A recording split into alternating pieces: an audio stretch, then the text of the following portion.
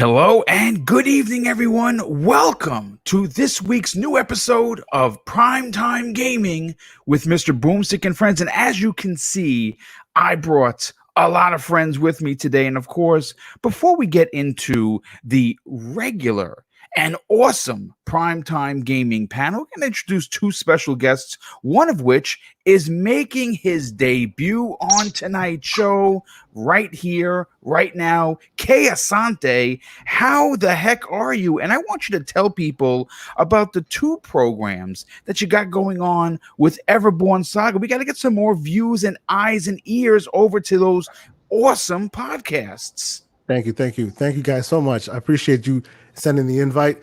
Yes, Kay Asante. I'm usually in the chat. You know, you guys have probably seen or heard and written with me a couple times. I really appreciate you having me on the show. As my man Everborn is filing in, he and I started our little adventure. Right, Saturdays we're doing a gaming podcast called the Gaming Circle Podcast. A couple of guys just hanging out, discussing the news as we do, trying to find a bit of deeper meaning into it. We're trying to gather our voice and just have fun, talk as we do. And then on Thursdays, we do the movie podcast, the Really Real Talk, which is a title that's still working. We'll see where it goes with that. But that's real with two E's. Yes, with like two real, E's, like yes. movie real talk. Yes. Like movie real talk. That's right. Yes. But it's all for just the love of the the community and the conversation. And we were chatting in the chat one too many times and thought, you know what, just put a mic on and turn on the camera and let's do this another way. So appreciate you having me join, and I appreciate that. Yeah, well, it's a pleasure to have you a part of tonight's program there, brother. And listen, let's introduce our next special guest. Now, this guy, you kind of know him as someone that not only has the best voice in podcasting, but someone that tells it like it is. Crispy Bomb, welcome back, bro. Oh, as usual, it is awesome to be here on Primetime Gaming, and it is going to be a great night. We are talking Xbox, people, and Crispy's excited about that. I cannot wait to get into what Boom has to say about everything and how he's going to approach each of us, and it's going to be really awesome.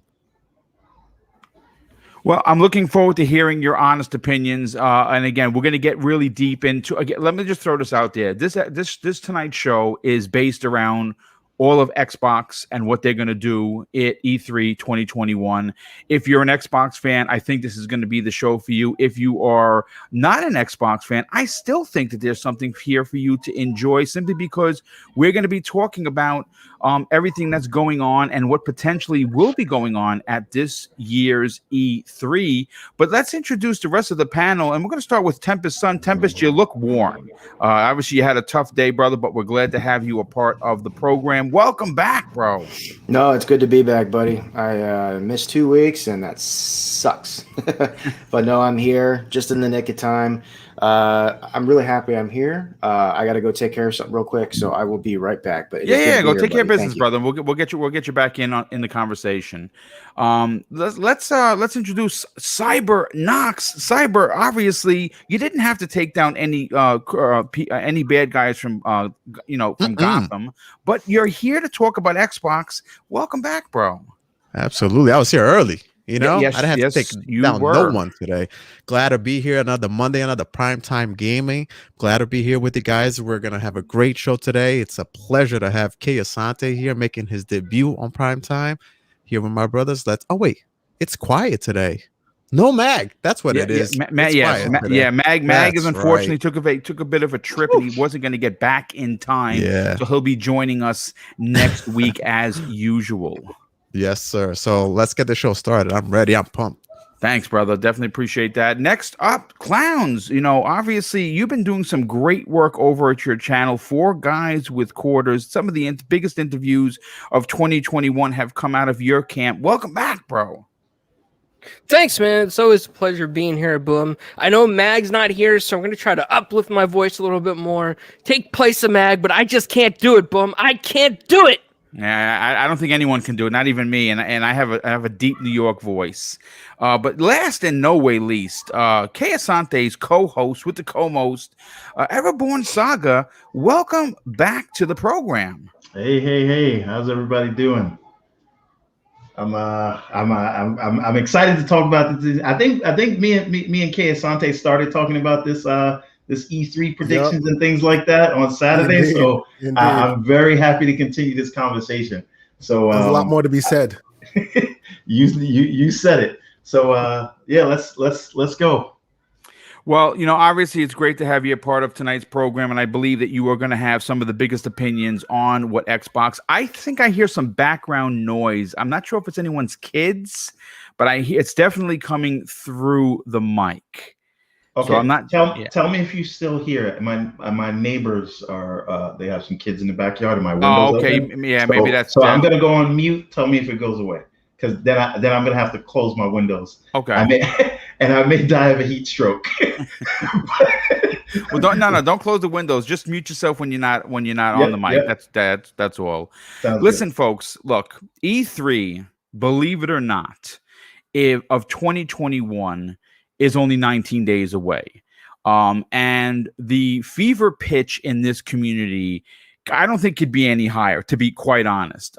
This has been a very unbelievable 2021. And now, obviously, we're coming off of one of the worst years, I think. Listen, I'm going to be 51, and outside of 9/11, which I, unfortunately, as a New York City police officer, had to spend a tremendous amount of time down at Ground Zero, could never have imagined that I would be living through a pandemic. And here we are, 2020 basically kicked the world's teeth in, not just a particular country, region, class of citizen, sexual orientation, or religion. Everyone was affected by this in the biggest way.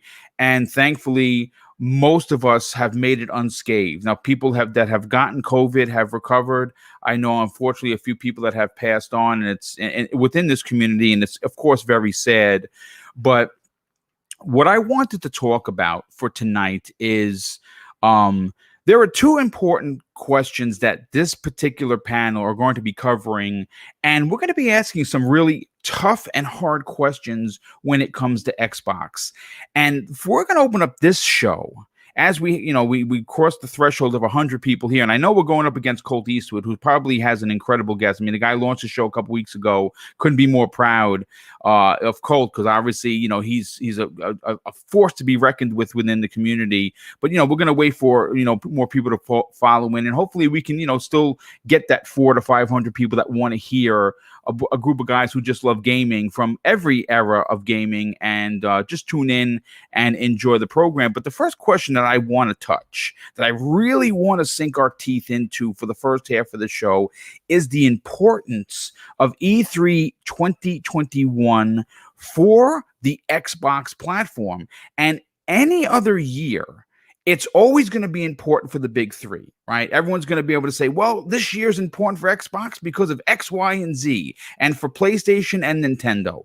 But this particular year is a banner year for the bold green, because they're celebrating the brand's 20th anniversary. November 15th, 2001, the console launched, going up against Nintendo, Sony, and Sega had just bowed out with the Dreamcast.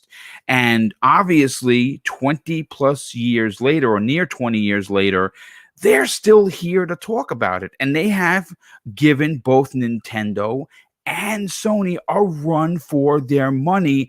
And I gotta be honest with you, we've seen some big gains in regards to community presence, community appeal, even the game journalists who shunned the Xbox brand almost the entire last generation have turned it around. I mean, we've seen stories from, if you can believe this, even IGN saying positive things about the Xbox. And quite frankly, not only is it refreshing, but it's also shocking. It makes you wonder if a lot of these bigger corporations that have these sites, like the Kotakus, like the GameSpots, like the Game Informers, and of course like the IGNs, simply follow trends and not actual gaming. Because now the Xbox brand has become the popular brand. Now, is it the brand leader? Well, no, not yet. But if you talk to anyone who is in our circle of gaming, Xbox is at the top of that conversation for a lot of reasons, and that's what's interesting. That is what's exciting. That is why my glass is half full for what they're going to bring to the table for E3 2021. But, I'm going to start with our guests first. Kay Asante, you first of all, good on you for writing a damn near Bible of information in preparation for the show. And again, it's almost... I'm at work, and I'm just like, I have ideas. Let me just write it down. And it's roles reversal, because anyone that's in the chat that has been on my shows understands that I overly prepare. And I usually write epilogues. I'm talking, 4 topics, 2,000 plus words, because I never want to get anything wrong, because like the internet is, they will tell you and let you know. But my question to you, Kay Asante, and you had when I asked you this question in the green room, you kind of paused for a second. So I'm even more interested to get your opinion on this. Xbox has to do 2 things at this show. They have to do something that Sony is notoriously fantastic at doing, and that is selling hope. Sony can show you a game trailer for a title that has 5 years on the back end of it, and you know something? You will come out of their conference saying, my God, was that the show of shows, right? So Microsoft is tasked with challenging what Sony is known for. And with 23 game studios plus, because we don't know if they're going to add more, 35 plus teams, they have the firepower to do it. The question is, what are they going to bring? But more importantly, how are they going to celebrate 20 years in the industry on top of an E3? What are your thoughts on this? Honestly, it's touch and go right now, honestly, because while we have the pandemic going on, they're still trying to get everything moving forward, right? They're still trying to be like that Xbox that you remember. They're still trying to, as you probably heard in the news and everywhere else, you see Phil still trying to advocate for the time of old. Let's come back together. Let's, they're proponents of the ESA. Let's all do it. But there's just so much going on right now, and even at the best of times, they have this ability of clutching defeat from the jaws of victory. You know what I mean? So as of right now, it's the E3 itself is very important. In my opinion, it's very important to Xbox. I mean, E3 2021 even more so because of the cusp that we're on. But man, it's touch and go right now. I don't know how it'll end up. Honestly, I honestly think that at this point, there's 2 ways they could go about it. There's the righteous view, and there's a bit of the cynical view. Right now, Phil has done so much to make the image around Xbox change. The perception has changed, while Sony's getting bold in their aggressive business model that's always worked for them. And they're even doubling down. We're talking $70 games, doubling down on the paid time exclusives and all that. And of course, Xbox is now pivoted towards more of the pro consumer move, which people can argue whether that's disingenuous and it's just a strategy or not. But at the end of the day, I was chatting with Everborn about this. At the end of the day, it's about making me feel good about giving you my money. You know what I mean? It's not more than that. Even if it's a calculated move, it's still a move that works if you do it correctly. So this year at E3, I honestly think that it's a very fine needle they'll need to thread, because not only do they have to appease that 20th anniversary fan base, that, hey, what are you going to do about that? They also now have Bethesda, who in E3s before, they were the highlight of all E3 showcases. Everyone agrees by and large. Somebody likes the Sony one, somebody likes the Microsoft one, but by and large, they all go Bethesda because they know how to show. Right? They do. I was at E3 2019's Bethesda show. I actually got in on a press pass. Awesome. Thanks to and I gotta tell you, man, they know how to throw a party, man. I mean, even watching from the TVs, man, we see them. They know how to throw. They know how to show, right? So the question now remains: who's the leader of this initiative now? Do they take a back seat and let Microsoft lead the reins because they are a part of Microsoft now? Or does the folks at Bethesda kind of take pole position because they frankly have known how to speak to their consumers a bit better than Microsoft has in the past? It's we don't know where this will go, right? And add to all that, Stu, the idea that they're not really playing the same game they used to, right? That game of, hey, here's our plastic box, now every month or every 2 months or so buy our game. They're not playing their game anymore. That's Sony's game, right? They are on to bigger, quote unquote, bigger, better things now. So how will all of that culminate in how they address the consumer? It's all up in the air. And then, of course, we have all these rumors about potential failures, which delays, which I'm not surprised about because, hey, pandemic, people. Hello, yes, people. We're gonna get into that too. Yeah. So honestly, it's a bit up in the air right now. It could go either way, but the way I'm thinking about it, the way I'm feeling good about it as a guy who primarily games on Xbox. I have a PlayStation, I have an Xbox, I have like almost every console, luckily. But as a guy who rests his head on the Xbox side, I have to try and see it from a different perspective, because since they have that Game Pass cushion, it's not about E3. You will always have something to play. There will always be something new, whether it's big, bombastic, AAA monstrous game or a gem you didn't know you wanted, like Knockout City that just comes out of nowhere and bowls everybody over. Now it's the talk of the town on Twitch, right? That's all still part and parcel of the Xbox Game Pass experience. So because of that, I don't know if they will value the old way of doing things and go that way because that's what the gamers want, or if they'll be more conservative and be business minded because they know they don't need all of that. Sony does, they don't. That's where I think. Well, it's interesting because you asked a specific question on who leads, right? And I have a question on top of a question for you, because remember the sit-down round table that they had with Bethesda? Who led that? Well, it wasn't Phil Spencer. It was Pete Hines that led that. Now, Pete Hines, and of course, to some people in here, Pong, if you're here, this is for you, God Howard, they know how to speak to the people. They know how to rev the engines of the gamers. And I mean, look, the bottom line is this has to be, at minimum, better than last year's showing. And I say that because I am one of the people who, when you look back at how many first-party games they showed off, you can't consider last year's E3 a failure. I think that if Halo hits, right? If Halo Infinite hits and doesn't detract the way it does, people walk away from that conference saying it is the best E3 of Xbox's career. That's the end of the story, folks. They showed a lot of games, but I think that, again, they are going to have to really bring it for a lot of reasons. Sony is, we don't know what Sony's going to do. We know they're not going to be at E3, right? They're going to be doing their own thing they always do, right?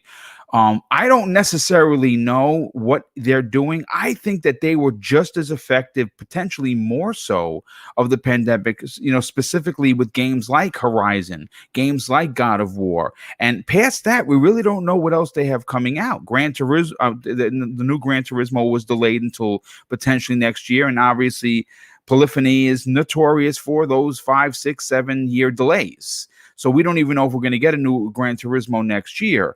But Microsoft finds themselves in a position where a lot of their games are close. Now, I'm not saying they're 2 months away close. I'm talking about maybe 18 months, 24 months close. And I think they really have to show that. I mean, listen, again, you said it perfectly. Game Pass is the proponent to sell Xbox, right? They don't have to do much because, like, something like Psychonauts, that's Psychonauts 2, that's going to be coming out very soon, probably during the summer, I would imagine. It could be an E3 shadow drop. It certainly could be an E3 shadow drop. Again, we're going to be talking about it. Why I don't think that's going to be on tomorrow's Xbox Factor podcast. I have a theory why we're not going to get it in June, but that's a game that's coming out as a multiplat. But no one's going to be talking about it on the Sony side because they're going to have to pay $70 or $60. I'm not sure if the price is raised for Xbox games on there. Sony may raise it themselves. I don't know. Oh, and one other side effect. There will not be a PS5 version, only PS4. Series only X PS4. is their version, yes. Which is also kind of a situation. Well, I mean, listen, when you own the cow, you give them the yesterday's milk. I'm sorry, I mean, that's the best way I can describe it. Good analogy. I'm going to come back to you in a second. Tempest Son, I want to grab your ear on this. You are not only a diehard Gundam player and model builder, but you are also a diehard Xbox fan. My question to you is the importance of E3 2021. How high do you have it on your list that Microsoft has to respond in a big way? I want them to respond in a big way. I want to see things I never expected before. I want to see things we do expect. I fully expect to see Starfield. If we don't, I don't even know what to say. E3 is E3, right? And that notion of, well, wait till next E3. I love Phil Spenser. I think the dude is stand-up guy. At least he seems that way. I love him in the interviews. I think he's fixed everything wrong with the Xbox brand, like everything. I can't really think of anything that's kind of like left on the table for like a narrative against Xbox. I think he's fixed it all, really. I guess the only thing for me personally, and he's working on it, is just more like Japanese representation from games and stuff like that. But he's working on that, and I know he is. But he himself has said, I'm more excited for the things that we didn't show. He said that at multiple shows now, things to that nature. Well, now it's time. Most of their studios that they acquired in 2018, they're a couple years into their game. Even with COVID, I think they can at least show something. I kind of think the general audience, Xbox audience, is sick and tired of CGI trailers. I am personally. I know it can lay out what you think the game's going to be about, kind of like a tone piece, if you will, but it's just not the same thing. I think we need to see some gameplay from these games coming out, and there's a bunch of them too. I mean, even just stuff we know about, they could almost repeat the same show they had last year, but show gameplay of said games, and I think it would be a killer E3, to be honest with you. But they need to deliver on what these games actually are. I'm no more CGI trailers unless it's like for a game that's years and years out, and it's something that's going to like blow our minds. Like, let's say, like, I could easily, if they do have a Kojima deal, I don't expect it to be there, but if they do have one, just imagine they could pull a Nintendo with Metroid Prime 4 and just put a splash screen up there and say, from Kojima Productions, and a lot of people would lose their minds, So I don't know. I'm for the first time ever, I feel like I shouldn't temper my expectations. And I really feel that way, like they're going to deliver, but this time around, I kind of actually am. I don't know why I have that feeling. I have this like gut feeling of mine that they're going to under deliver a little bit. And, the reason I say that is because look where they are now. Fantastic news, fantastic goodwill, the most undeniable value in gaming, period, by a landslide. Nothing comes close. And it's been that way still without their AAA first party bangers. Like, I feel like they almost have proven to themselves that they can kind of hold off on stuff. And I don't think they should hold off this time, but I kind of feel like they can get away with it, be honest with you. And part of me feels like they're going to play it a tiny bit safe this time, which I feel is the wrong move. It's a gut feeling of mine. I feel like they're going to do that. And I hope I am 110,000% wrong. I want to be surprised. Even if I do think they're going to hold back, I honestly believe we're going to get one really new thing, something that nobody knows anything about. And I do think we're going to get something new. I think they're at least going to do that. But I feel like Halo is going to take up a lot of time. One or two things from Bethesda is going to take up a lot of time. And for the most part, I think that'll kind of be the show, to be honest with you. But we have Xbox Fan Fest, hopefully at the end of the year, that they can actually do now that COVID's getting a bit better. So I hope that to make a comeback. But I don't know. That's just my feelings. Like I said, I actually hope I'm wrong, but we'll see. Real quick, I want to shout out two people in the chat. First of all, Gary Duddle, a good friend of the show. He says there's a difference between what they need to do and what we want to see personally. I agree with you. That's the point I was going to make when you came to me. Yeah, I'm actually gonna come to you right after Crispy Bomb, but I also want to shout out Noof Nukem. First of all, Noof, we got to get you back on the panel, brother. We have not worked together what seems like months, and that is unacceptable. Because we love having you on this show, and of course, we love what you bring to the community. Hey, real quick, I didn't make. I was his show Sunday morning. I finally got a chance to listen to it, and it's an amazing show. Good Morning Xbox, Noof. I think he's killing it with that. Yeah, I might have messaged you. I can't remember, but awesome show. I thoroughly enjoyed listening to it. It's at a really cool spot Sunday morning. I was working, and I was like, I put it on. I was like, God, I need this so bad right now. So it was perfect. So good job, Noof. Yeah.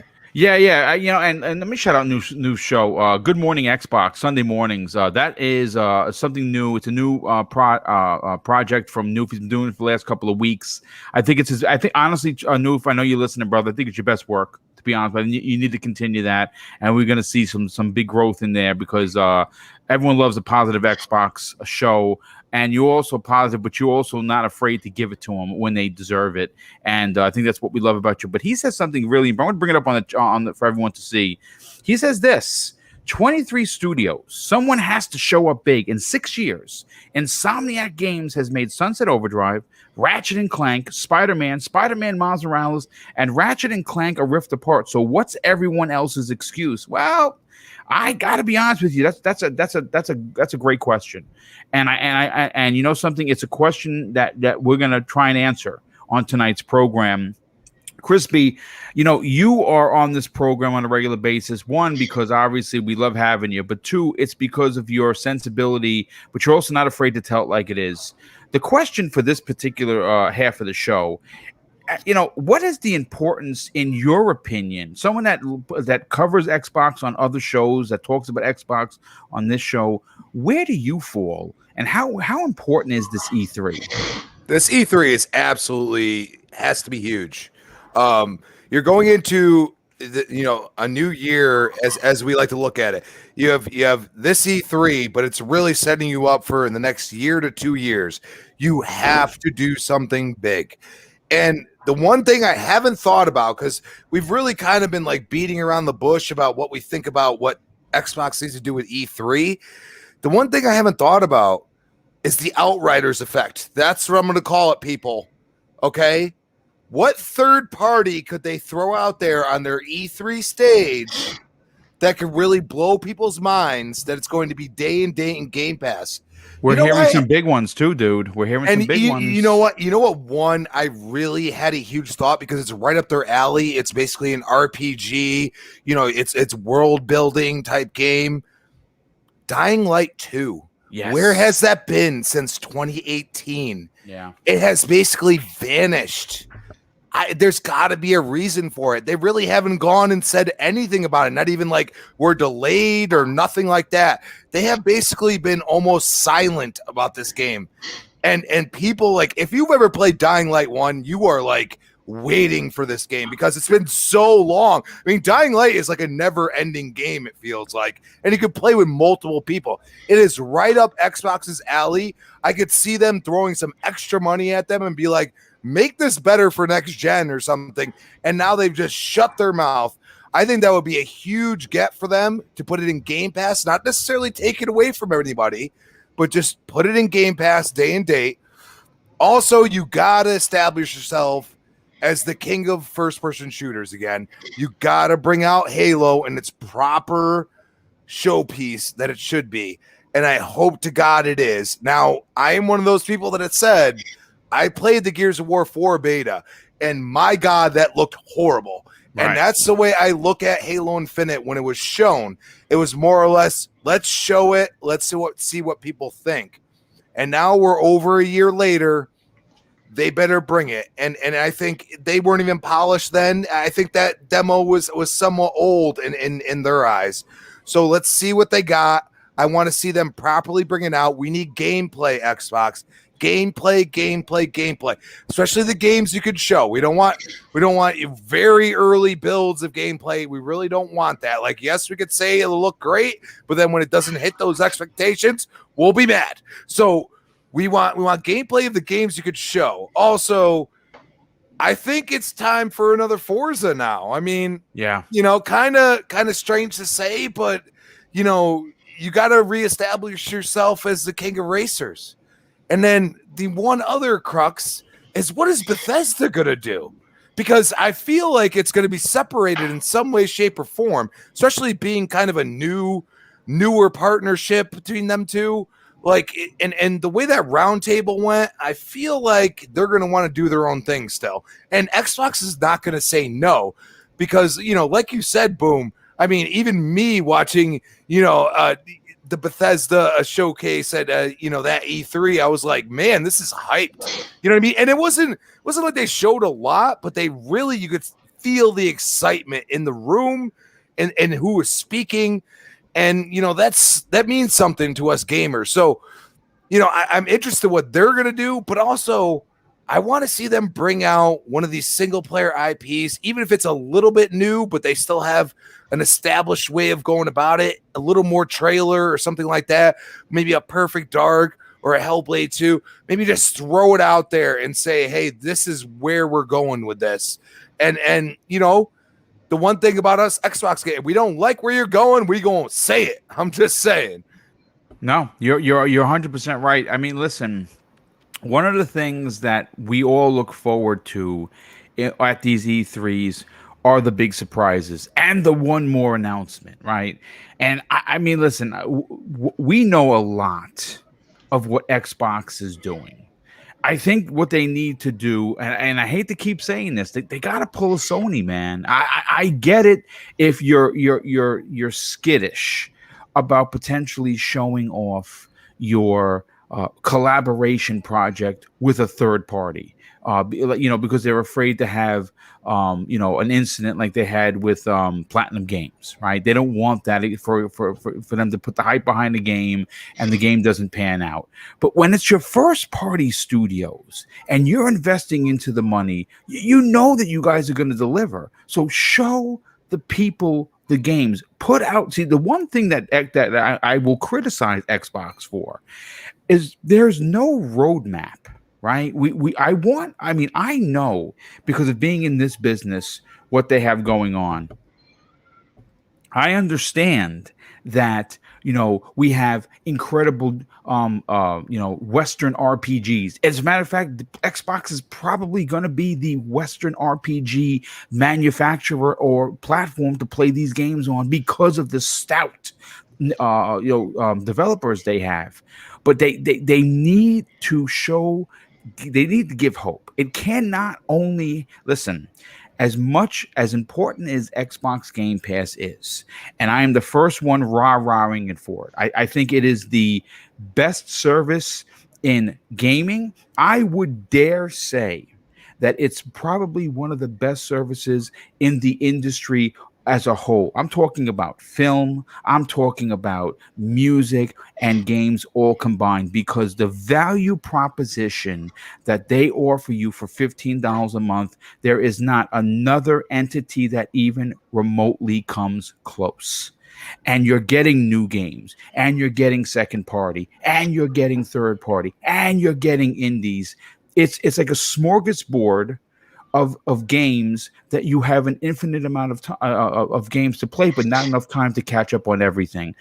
But I do want to bring Everborn into the conversation. Everborn, you are out, outside of myself, and of course Mag, who's not here, but I can still hear him from Canada, are probably the bigger opinions of the group. You are always expected to deliver. I'm expecting no less. Where do you fall as a? And I'm interested to get your opinion from both a fan, but also not just a content creator as a podcaster, but a brand builder because you are the creator of the Everborn saga. Where does the importance level for E3 2021 fall for you and Xbox? Okay. I don't know how many people are going to agree with me here, but I think the importance level is the same that it is every year, because I feel like we always have this conversation of how important E3 is for Xbox, right? Like, so the last year it was like E3 is everything. We're going to see Halo. This is where we show the true power of the box, and we need to see games. And I'd argue they delivered, and I think you are 100% spot on. If Halo Infinite showed well last year, people would have lost their minds, and people would have agreed that there were mic drop moments in that show, right? Like a ton of them. They announced Fable. They showed that graphical presentation of all those things, right? Yeah. And I mean, I think that where the misstep last year was that they didn't have Hellblade to show, because that's what you announced your console with, right, at the Game Awards in 2019. So they should have showed that. So I do think that was a miss, but things happen, right? But coming to this year, right? I think at a bare minimum, they need to redeem Halo. And by the way, I do think that the comment earlier is absolutely right. There's a big difference between what we want to see and what they need to do, right? And I'm always remiss in setting up these expectations of, and I'm not saying lower your expectations, but when you start dictating what they need to do, you are basically creating sort of this kind of thing in your head. And then when they don't do exactly that, then you get, you feel disappointed. So what you want to be is surprised, right? So that disclaimer out of the way. And just one other thing that Noof Nukem said before I get into my whole tirade is he said that, look at all the things that Insomniac has done.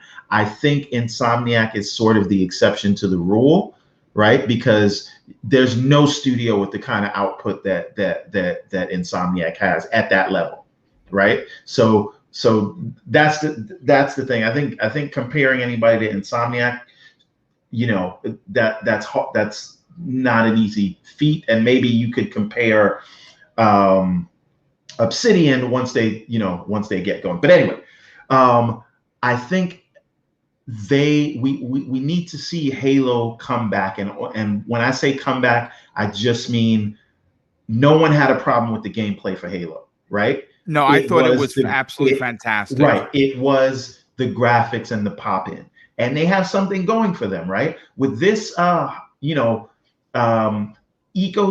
model where you can show where PC and Xbox is all melded, you can pull a Sony and show the thing running on like way better hardware than the consumers actually have. You can show it on a PC and just say it's PC footage, right? Because if you look at what Sony does a lot of the times is they will show you something, and then when you get it in your home, it doesn't look the way they showed it to you, right? But the hype is already there. So that's just like a thing that I suspect you're going to see a lot more of. You're going to see them show you most of these games running on a PC, unfortunately, I think. But even that out of the way, I think we need to see Starfield, right? We need to see what it is. We need an announcement, whether it's coming out in 2022 or whenever it is, or Jason Schreier is wrong and it is coming out this year. Like they need to show that. So we need to see Halo come back. The graphics need to show well. Then we need to start to see Starfield. But my question to everyone is, how can they surprise us, right? They showed us so many games in the last E3, right? But they were all CG trailers. Do they show us gameplay for all those games? And that's a great question. Great Even question. if they do, that's still not a surprise. You're only showing me what I already knew about, right? So what else could they be working on? Does Bethesda have any other games that are not Deathloop or Starfield or Tokyo Ghostwire, right? And here's the thing: does Bethesda show do they just ignore that they have Tokyo Ghostwire and Deathloop, or are they going to show a game that's only going to launch on the PlayStation? You know what? The show, I'm going to be honest with you. I would be, in my personal opinion, it would be a mistake to show those now, simply because they're not coming to Xbox. And I think that's what that does, in my opinion, is steal time away from their other games. And remember, the team that brought us Dishonored has an Austin team, and they're supposedly making a vampire game that is, again, according to rumors, launch next year. That's rumored to be there. Right, because that's the thing. If Bethesda usually has a whole show, what are they going to show if they can't show Ghostwire, Deathloop, and okay, they'll show Starfield. So the Bethesda portion is going to be the 5 minutes that they show of Starfield, right? I mean, you got to think about that. There could be, Wolfenstein 3 is around the corner. We don't know it yet because no one's talking about it, but they've been working on that game for over 3 years. I think closer to 4. And good. I think that's what we need. And who knows? Maybe we get a CG trailer for what's Indiana Jones, right? But now on to the surprises. I'm with you. I'm with you, Crispy and Tempest. I think that it's the way they surprise us is with the third-party deals. Yeah. I think they show us actual gameplay of the games we saw last year, and then you surprise us with, because Starfield, even though everyone wants to see it, it's not a surprise, right? Well, I mean, it's not a surprise, but the game is the most talked about game that no one's actually really seen. You know what I'm saying? So if they show it, and I mean, listen, it's. I see where you're going. Listen, the Bethesda show is normally 90 minutes. The Xbox show is normally 90 minutes. So are we going to get a 3-hour show? No, probably not. We'll probably get about maybe an hour. I mean, 2 hours and 15 minutes, 2 hours and 20 minutes between the both, because we originally thought there was going to be one going, a break, and then another going. That's not the way it's going to be. And we're going to be talking about what Matt Booty had to say during an interview with a French website that says it's going to be just one show. It's going to be one big show. First half Xbox, second half Bethesda. Right, and so, and I'll wrap up because I have more to say, but I know. No, but go crazy, dude. No, please, by all means, go crazy. And the other thing that we have to take into account, and I keep coming back to this, I've been talking about this for the last 2-3 weeks, is we got a blog post on the official Xbox website, talking about 31 exclusive games coming in 2021. Right? How many of those games have we actually gotten yet? Only a handful. A handful. Right? Yeah. So those things, those are going to get featured here, and we're going to see gameplay from them. My hope is that we get quick announcements with dates, but we don't take up the entire show showing those. Because the fear is we show those things that we already knew were coming, and that takes up the show. I think at a minimum, like I said, Halo needs to have a strong showing graphically, and I think that will be fine. They need to show us what Starfield is, and then they need to give us dates on all of these games that are coming this year, and they need to find a way to surprise us with something that we didn't know what was coming. Yes, sir. Real quick, a side question, because you asked the question on Twitter and you tagged me in it, and the entire weekend my Twitter was blowing up with replies. Which should go first and which should go last? Yeah. You know what I would like to do with that particular question, because by all means that was a monster question. Great on you to bring that up. What I want to do is I want to close out the show with that. We'll save that for the end because I'm very interested to get everyone's opinion. But everyone, please continue your point. Yeah. So my point, I say all of this to say, let's not go into this thing expecting something to rub in Sony fans' faces, because there are some of us, not anybody in this panel, but there's some of us here that's going to look at it as a fail if they don't have anything that they can go to the Sony fans and say, see, my platform has this. Go in there expecting, what do you want? You want dates, and maybe you want a new announcement. And me personally, the number one thing, like, the show's a success to me if Halo is redeemed.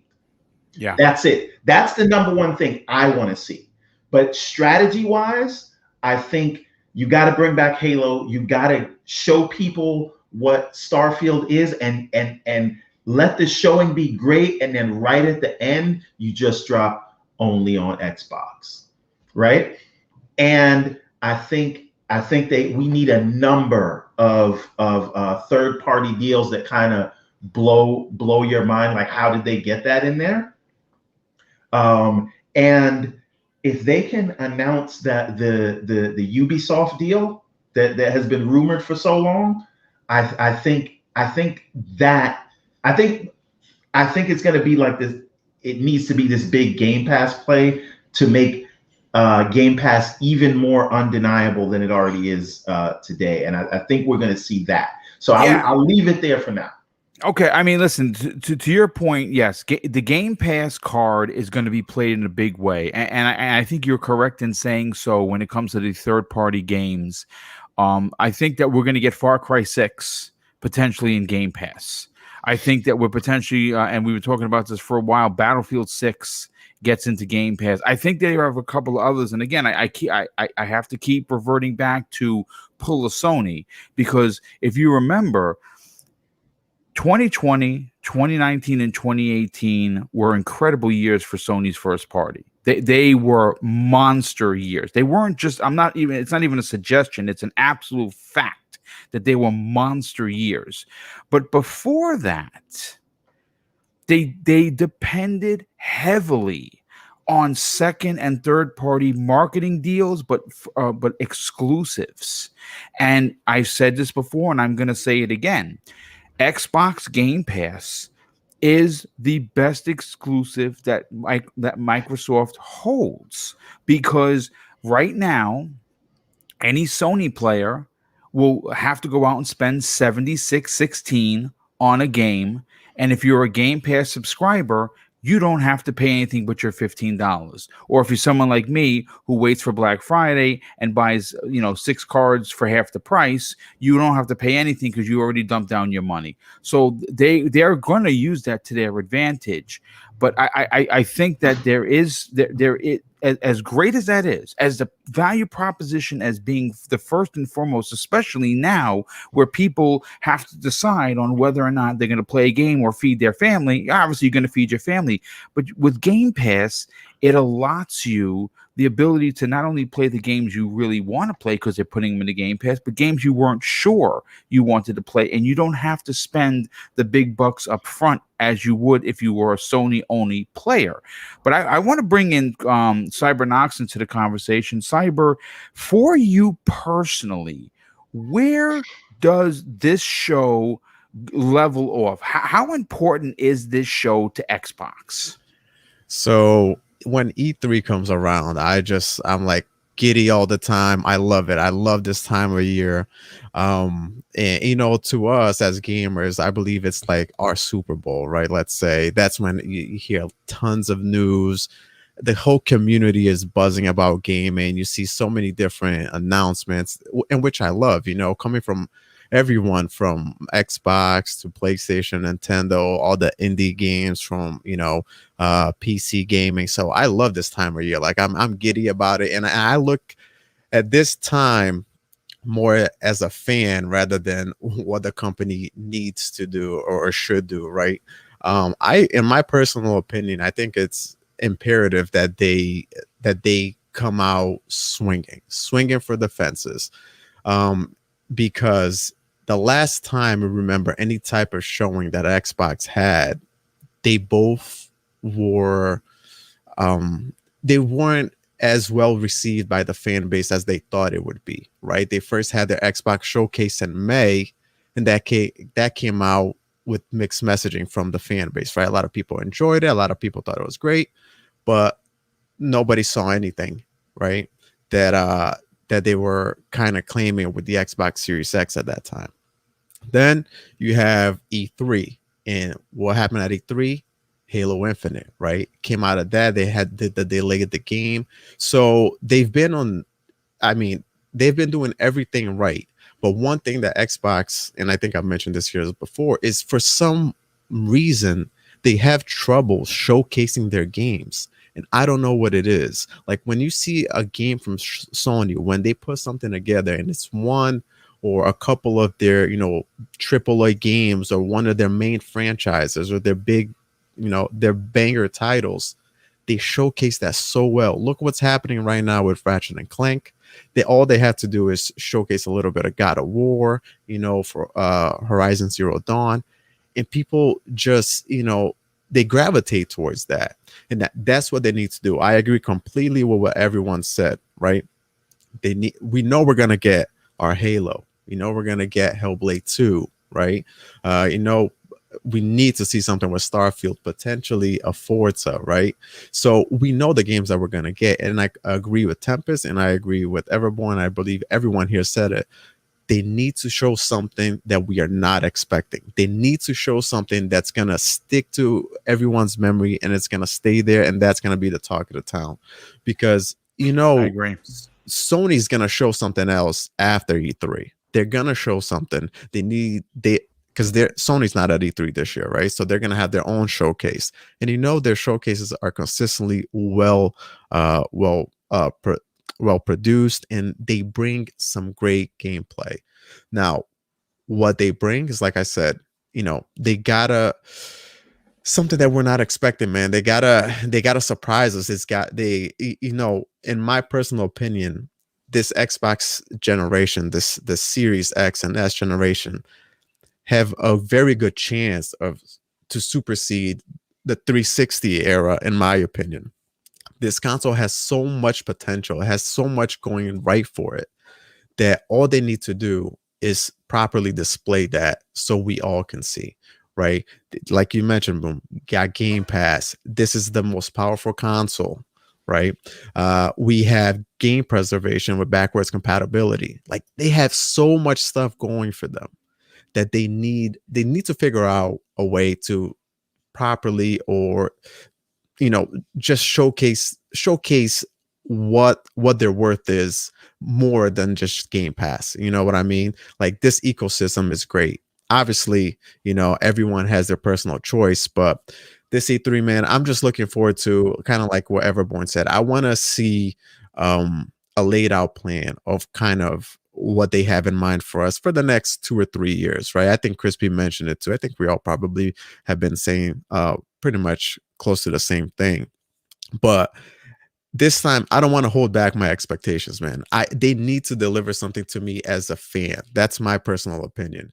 Because like I said, the last 2 times that they showcased something, it does, like whenever someone thinks about E3 now, Halo, they just think about the graphics, right? And how that went, and the May showcase was the same thing. Like Xbox, in my opinion, and Microsoft, they've been knocking out of the park. Like it's my preferred platform and I love the ecosystem.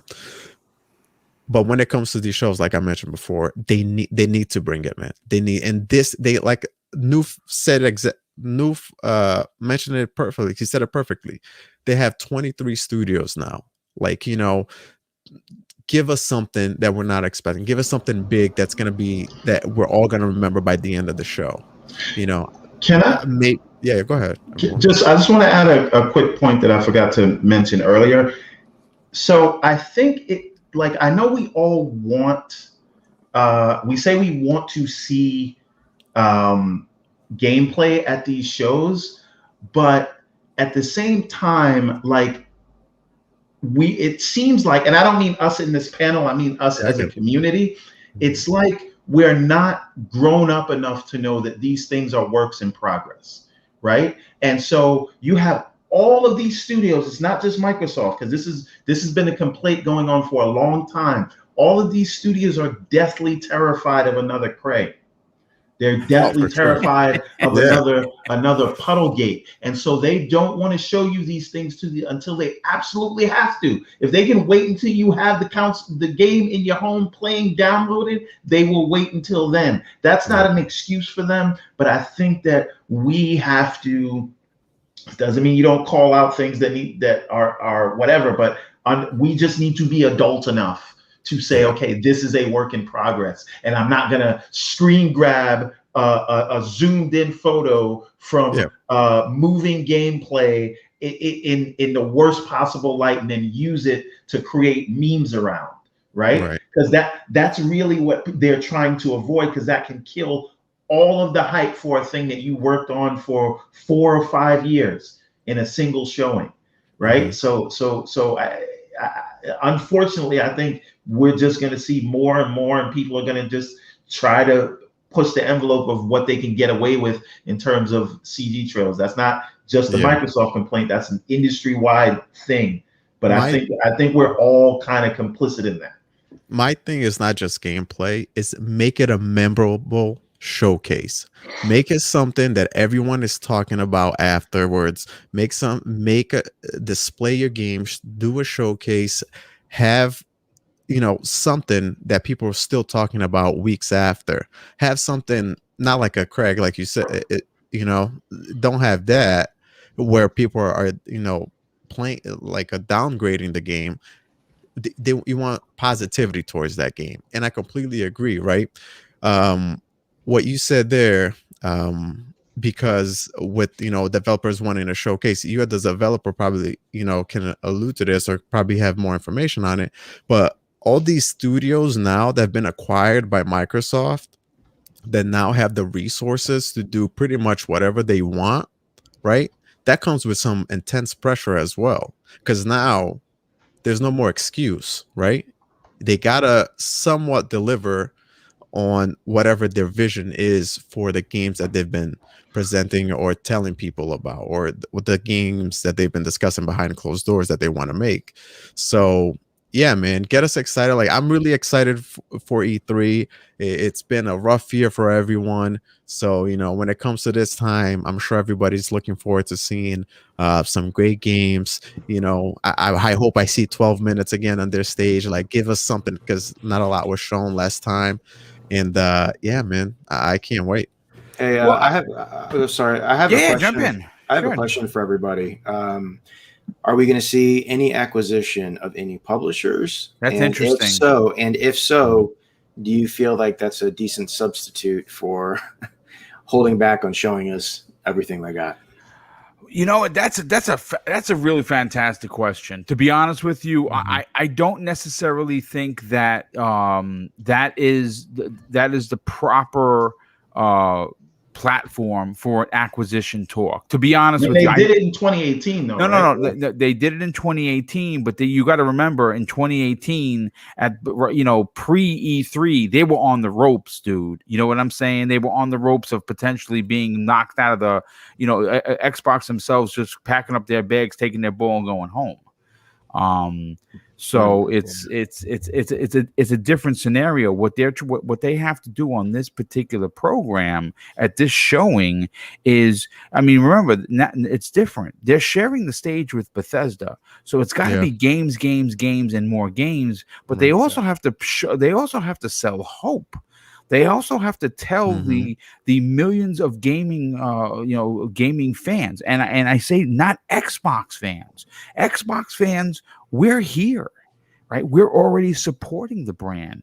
What they want to do is get the gamers who have a PlayStation 5 and enjoy those games, but they want to give them hope to say, hey, that grass on the other side may not be as green for me, but man, they do have some stuff over there. And that Game Pass, man, Sony's beat me over the head for these $70, $76.16 here in New York.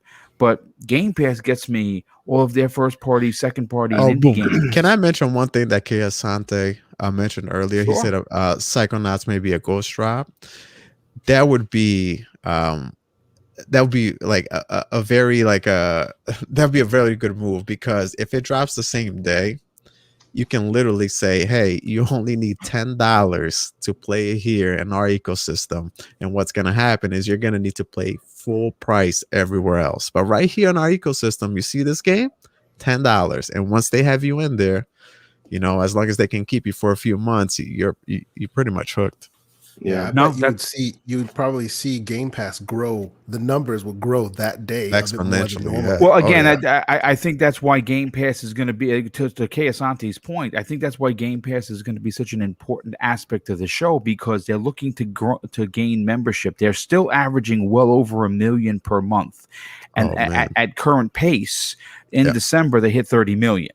Mhm. Right. Oof. So which would be ridiculous. But I, think This show can serve as a real shot in the arm, right? For the service. If they have the proper sort of surprises, and Halo looks like the must play game, and Starfield looks like the must have new IP, and then you know what I mean? If they do well, I think they skyrocket past 30 million by the end of the year. No doubt. Yeah. 10%. You want to jump in with something? Yeah, I have, like, when I think of E3, there's two things I expect. One is announcements that we won't see for 2-3 years. I expect that from everybody. What else I expect is things to be shown that I will be playing November, December, Yes. January, February. Yes. What does that look like? And is there anything? Do any of the studios? The only one I can think of that hasn't said a peep, that might be farther along than we think, is Compulsion Games. I think we see that there, dude. Yeah, unless it's one of Arcane Studios. I can't remember which one's doing Deathloop, but the other one has to be working on something as well, and it's been a few years now.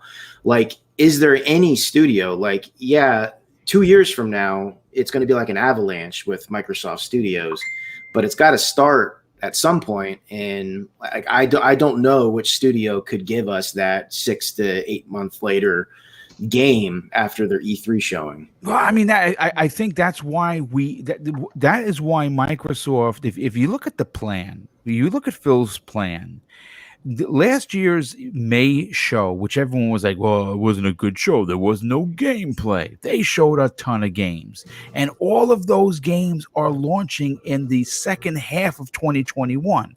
You know, the Ascents, the 12 Minutes, the Tunics, the Scorns, the Crossfire X, all of these games are going to be filed in there, and they're all going to Game Pass. You know what I'm saying? I mean, look, I mean, everyone had made mention about the zombie game. The Platinum Legendary times 50 edition is coming out on May 27th. They just announced that today. I wouldn't be surprised if that stealth drops into Xbox Game Pass. That has all the DLC, all the content. Yeah, Dying Light is they're having an ultimate edition with every piece of DLC and everything that's ever been released for the game on the 27th of May. That's this week, folks. And real quick, for Tempest's question about Compulsion, 2 days ago, Clobril pulled out some LinkedIn ads showing that they're working on a PlayStation kind of game, third person over the shoulder kind of AAA situation. So, but they're still in the LinkedIn mode. So I suspect they're still a ways away. You know. Let's go ahead. One other point. Don't forget In Exile's tweet the other day about AAA first person RPG. Yeah. Yes. And if they're tweeting about that, that kind of tells me they have something to show, because they were absent really from last year's E3. Yes.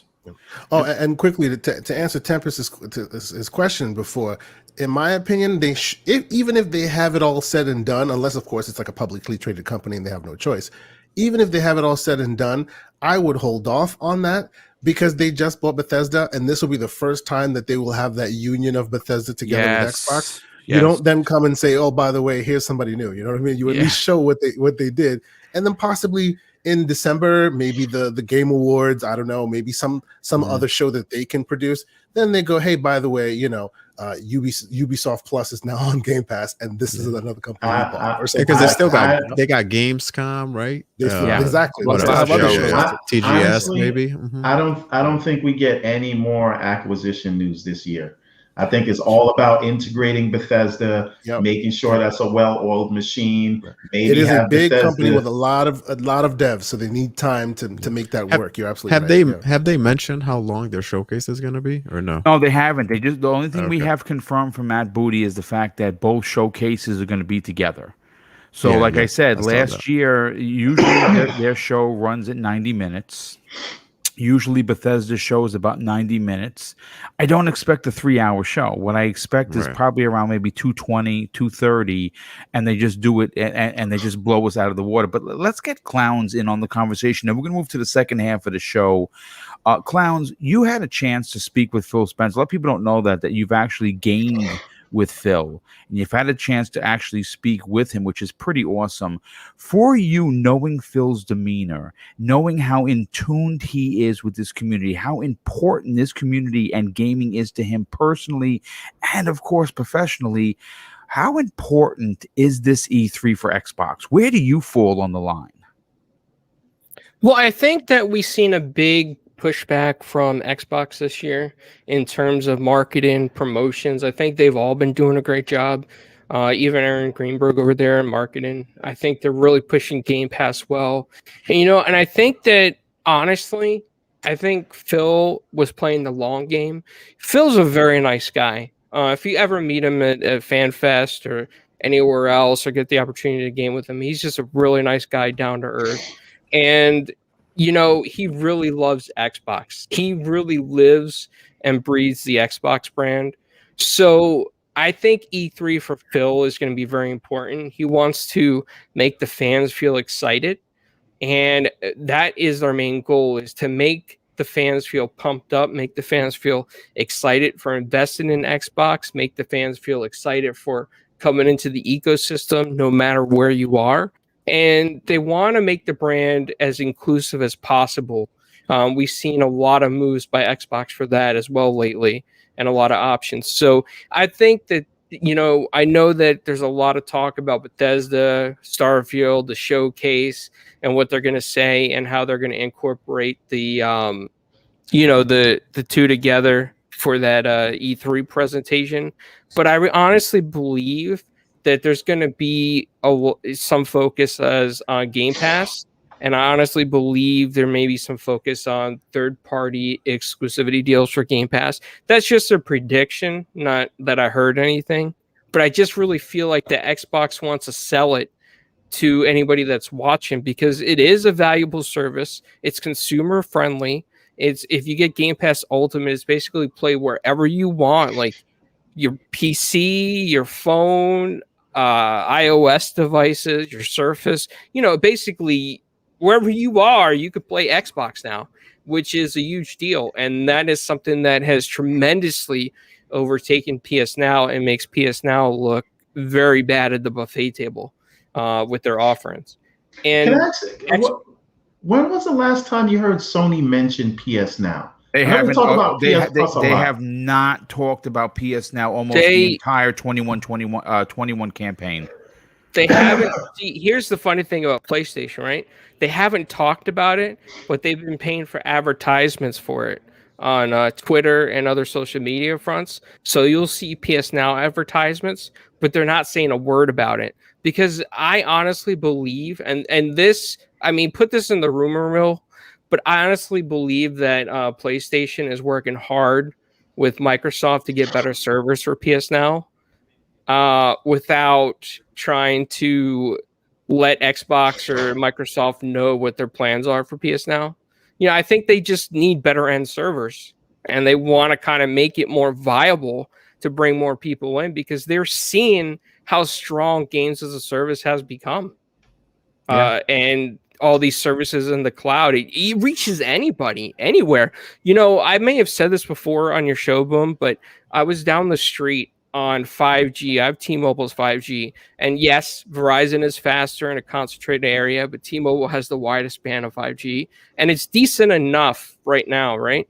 So I was on 5G on xCloud in the car as a passenger, playing Yakuza down a whole block with no interruption, no issues, no disconnection, no pixelation. And I was even able to save as I got into my driveway. So I think that's huge. That's awesome. Well, look, I'm going to say this. I think the overall picture for Xbox is a complete picture. I'm not saying that Sony's isn't. We're not talking about Sony on this program. We're talking about Xbox. I think that they have the perfect storm. They have power in the consoles. They have a console for the casual in the $300 box. They have this $500 box for the hardcore. They have Game Pass has over 400 games currently. And that's crazy. They only advertise at 100. They get 100 games. And they have over 400 in there. And obviously this year, with all of the double, single, and indie titles, plus their own bangers going in there, it is going to be a monster offering for $15 a month.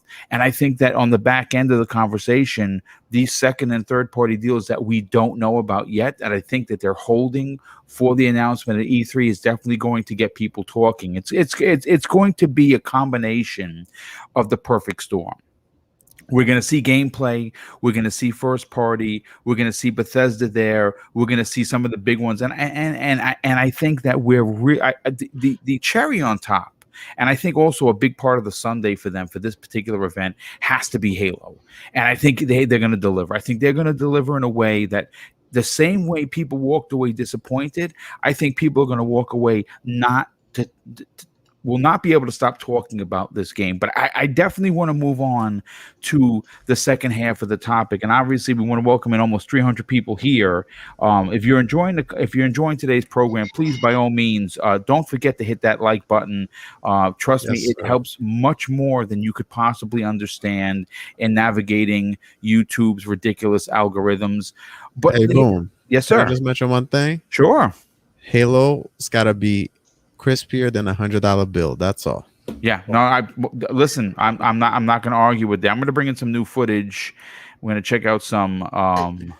Real quick, while yes, you sir. do that, Boom.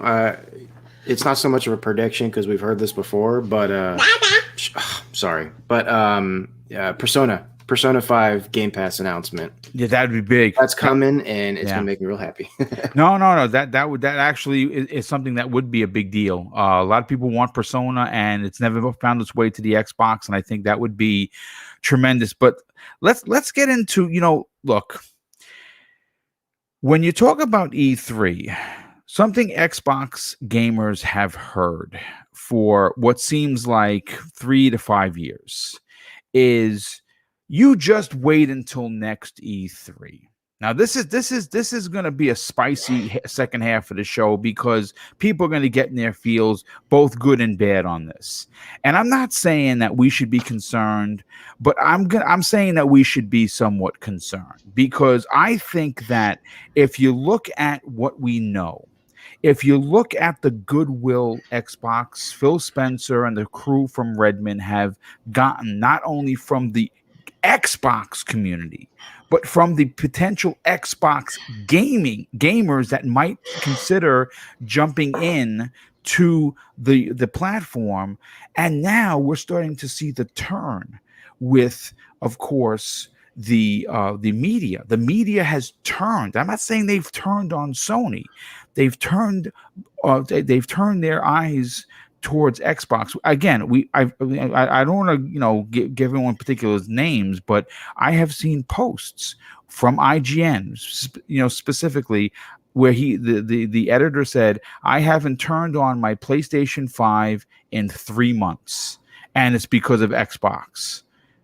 You haven't heard that in years. So just based on what they have done so far without showing their wares, I think it would be absolutely so devastating to all of the goodwill and good work that they have done, not only and again, this goes all the way back to Game Awards 2019. They have been riding a wave so high above Sony, above Nintendo. Now, granted, they are still an important piece for the industry, and they're still market leaders in their own way, but Microsoft has solely stolen the conversation almost overnight where where it's not just Game Pass, it's not just Halo Infinite, it's everything. So what I want to find out, what I want to get from the chat, and more specifically, of course, the esteemed panel here, is we cannot wait until E3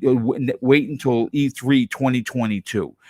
What do you believe in first party, not third party deals, not second party exclusives, not indies, straight up first party games from Xbox Game Studios need to be there? What games for you does Phil Spenser have to show everyone? And I'm going to start with Kay Asante on this because you had something interesting to say during the conversation we had in the green room.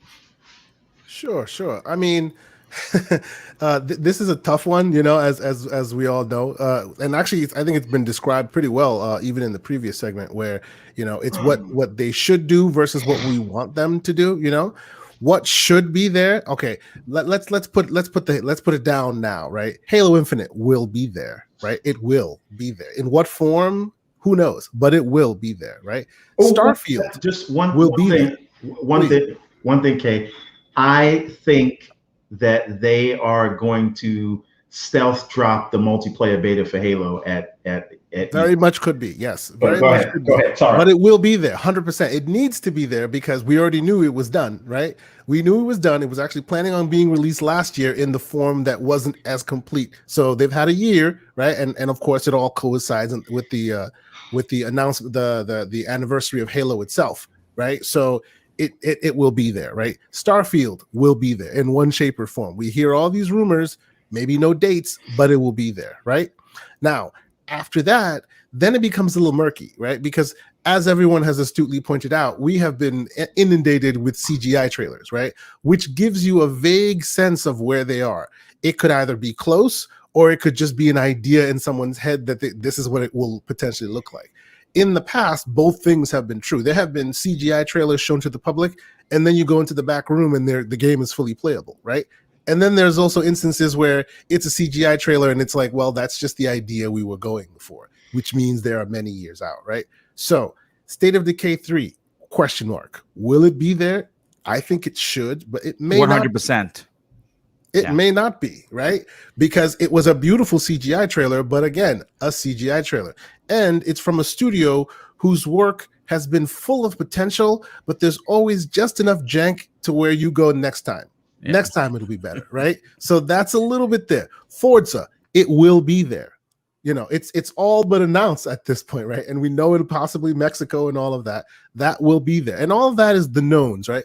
Perfect Dark, I think, will be there. And I actually think there might even be gameplay because even before they announced that Perfect Dark was Perfect Dark, the director, the game runner of the game had already gone on Twitter and said his daughter had played through the game, right? And of course, you hear Phil Spenser from time to time talking about he played through it and he was impressed with it and whatnot. How it will be, vertical slice or no, that remains to be seen. But I'm pretty sure it will be there. Obviously, Psychonauts 2 will be there because that thing is done. 100% done. We already seen it. Like I saw, what was it? A dev diary for it a couple days ago. The game is beautiful. It is almost done. Like the ray tracing, all that stuff, they're all in there. Like, it looks so good, dude. It looks great. To the point where I actually started playing Psychonauts 1 to kind of get ready for it because I didn't really finish it. And man, that game's still fun even today. If you haven't played it, pick it up. It's on. I think it's even on the xCloud beta app. You can just totally play it right there. All my saves carried over. Amazing. Psychonauts 2 will be there. Now, what I want to be there is image and form. Small dev team, the gunk. I want to see it. Yes. I want to see it. Yeah. Will it be there? Who knows? We haven't heard hide nor hair from it since it was first announced. I'm hoping that's because Microsoft went, no, pump your brakes. Let's keep it all for the big show. I'm hoping it's not because COVID. We did not have our computers for a year, whatever. I'm hoping that's not the case. But you never know because it's been silence, right? Crossfire X. It should at least be there in some form or fashion. People have already played the multiplayer. you know, there were question marks about that. But I'm not really huge on the multiplayer side. Yeah, I mean want that's to all. see Remedy. Smilegate also did that, That's right. and Yeah. that, you know, that's not Remedy. Remedy That's right. is the one that I'm excited about because they're going to be telling Indeed. the story. Yeah. Yes, I want to see Remedy. I want to see what their contribution is because, you know, their reputation precedes, and no matter what you think about them in 505 games and all that, when they put out a good product, it's a pretty damn good product, right? So those are all the knowns, right? We've seen them before. Hey, Kate, don't Please. forget Stalker 2. Stalker, see, the reason why I'm a little apprehensive on Stalker 2 is because when they had a chance to show even a little bit, they showed us teeth.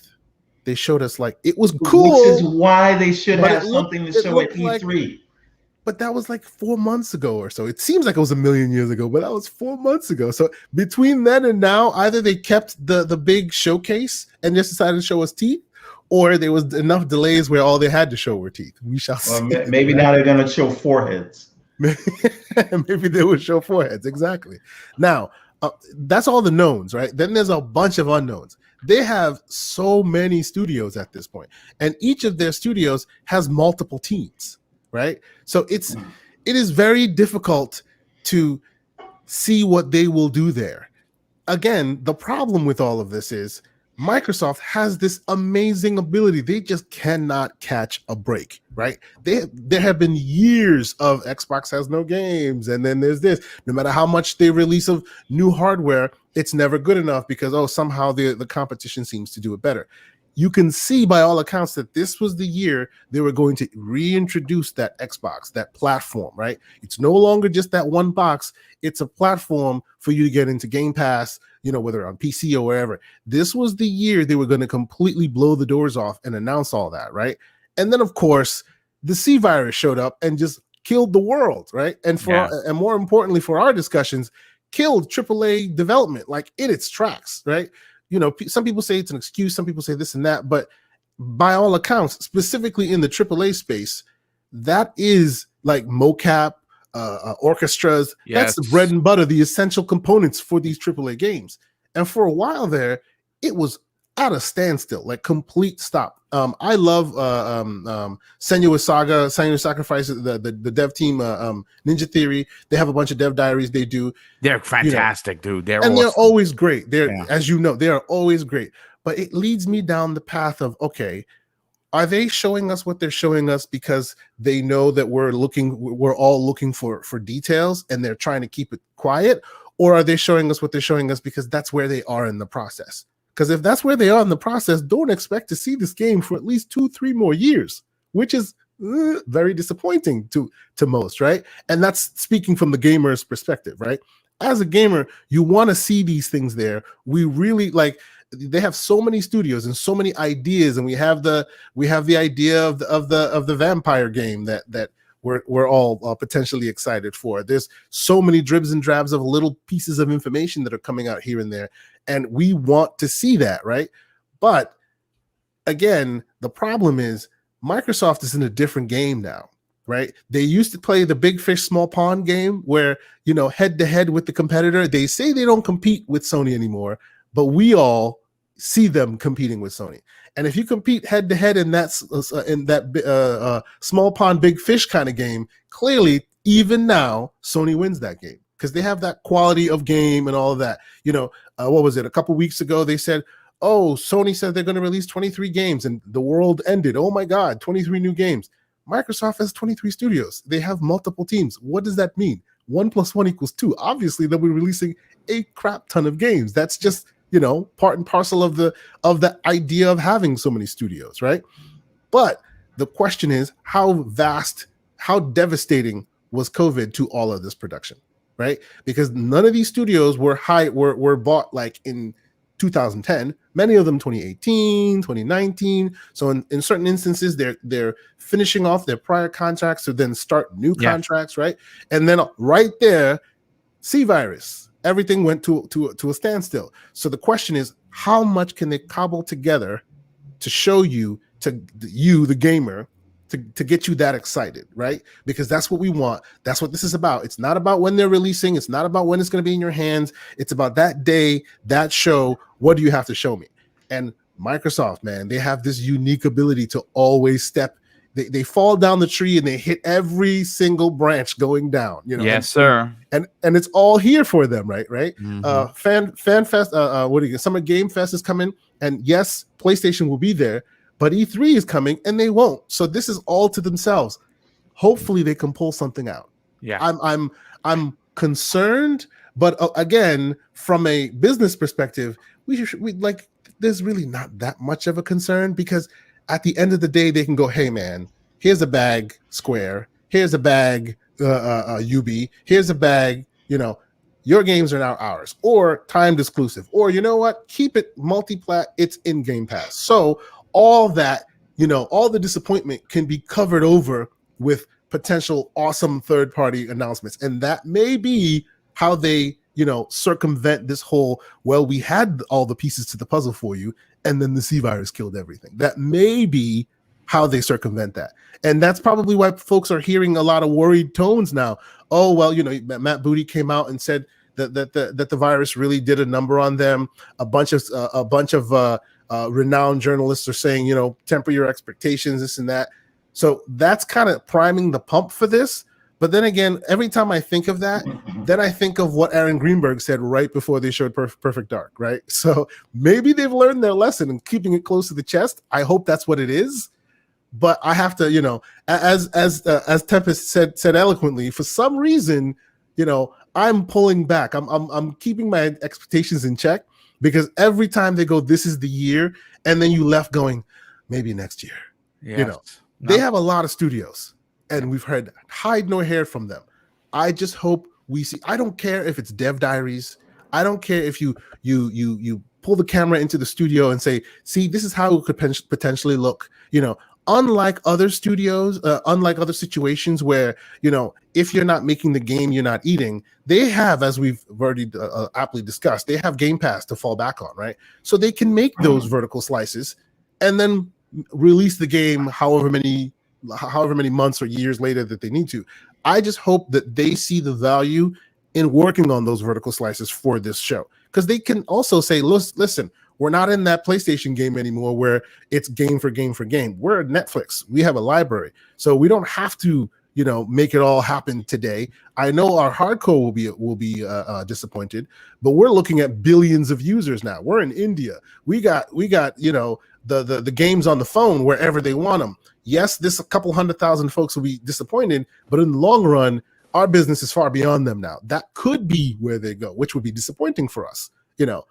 I don't know. That's where I am right now. I'm hoping for all those unknowns to kind of come out and go, listen, COVID, but here's what we have to show you. That's my ideal. No, absolutely. I mean, great points. Can I give you the ultimate compliment? At least I hope it's going to be a compliment for you. Please.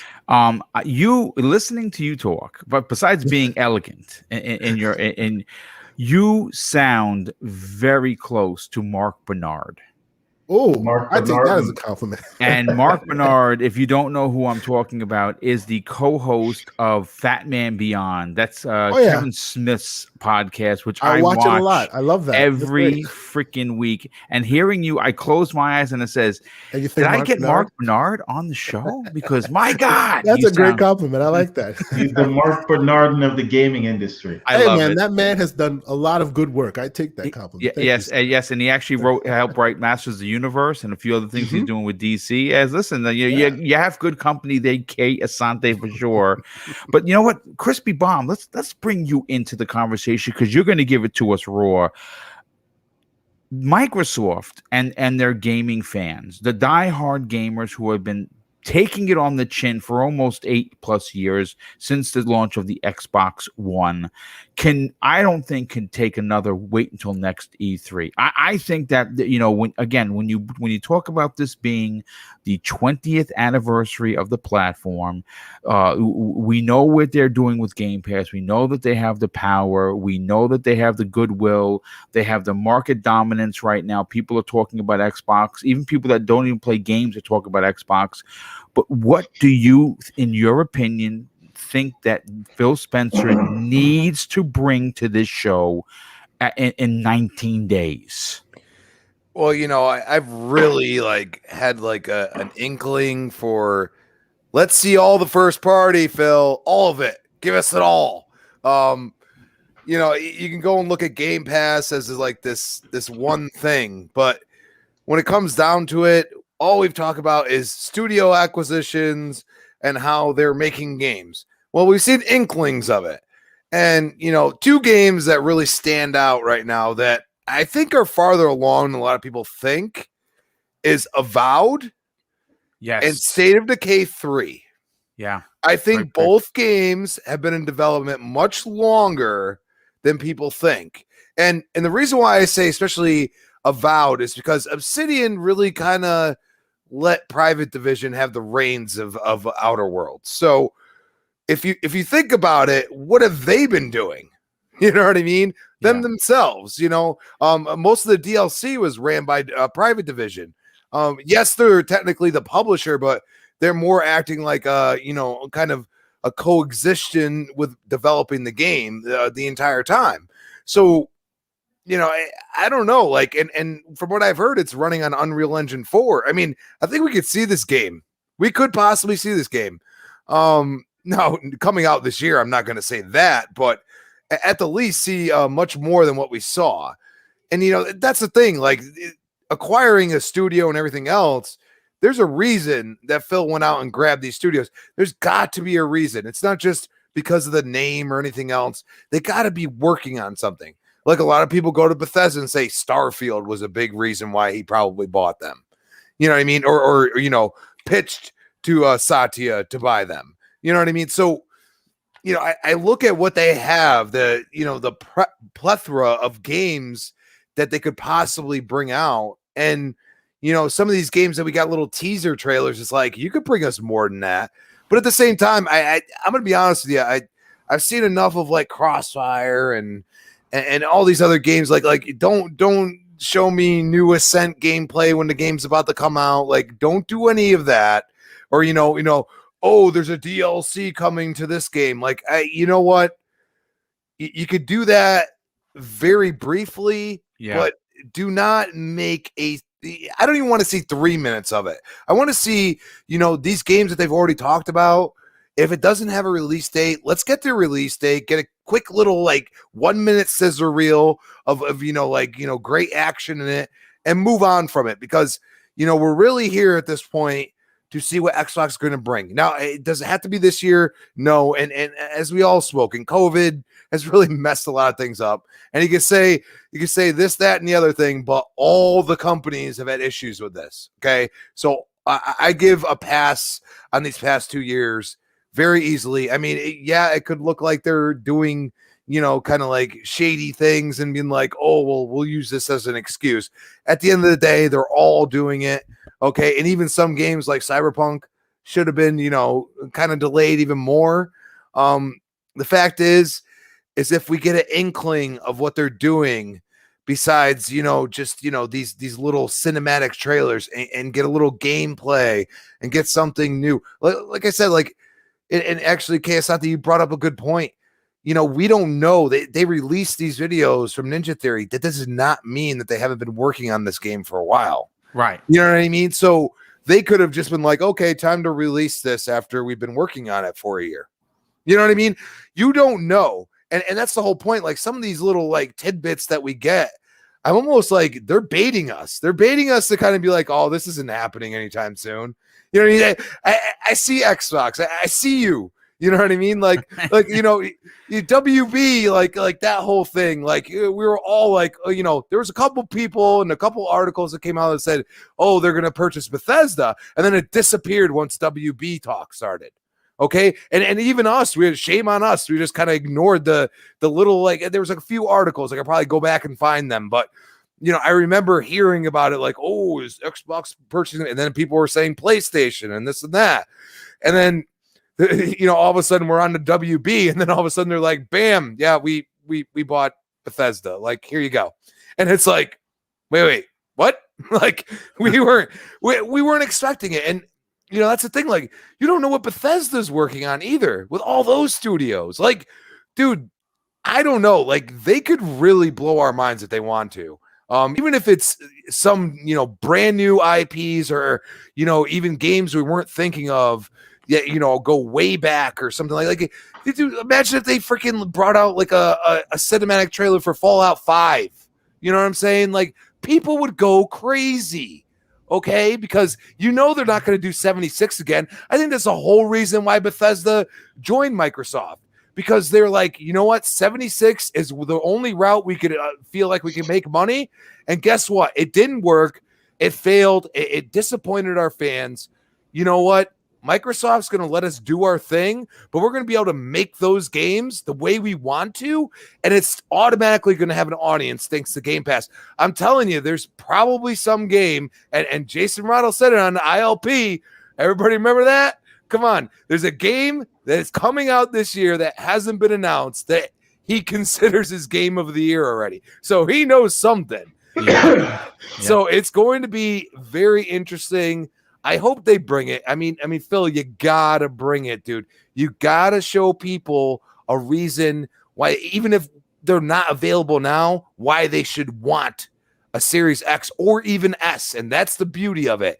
You have the S, you pay $300, you get your 1 month of Game Pass with it, and then you go ham after that because you're like $15 for all this. I mean, why not? So yeah. I just, you got to show it. And yes, I say bring a third party out there that really would make sense for the ecosystem. You are a multiplayer centric box. You know what I mean? You bring out like a Battlefield, dude. People will go nuts for that. Yeah. Well, that would also just stop the show in its tracks if you say Battlefield and Game Pass. Yeah. Mm-hmm. You look how Outriders without E3 stage, how it kind of took over the internet. Imagine on E3 stage, you say a Battlefield or you say a Dying Light 2 or something like that. That could be the bigger thing than the new IPs you show. You don't even know that. So I just say, man, Xbox, you got to bring it. I know it's hard because you're still not technically working together, but even my state, we're kind of opening up. I got people around me not wearing masks now. Like they're just basically like, if you're vaccinated, you don't necessarily have to wear a mask.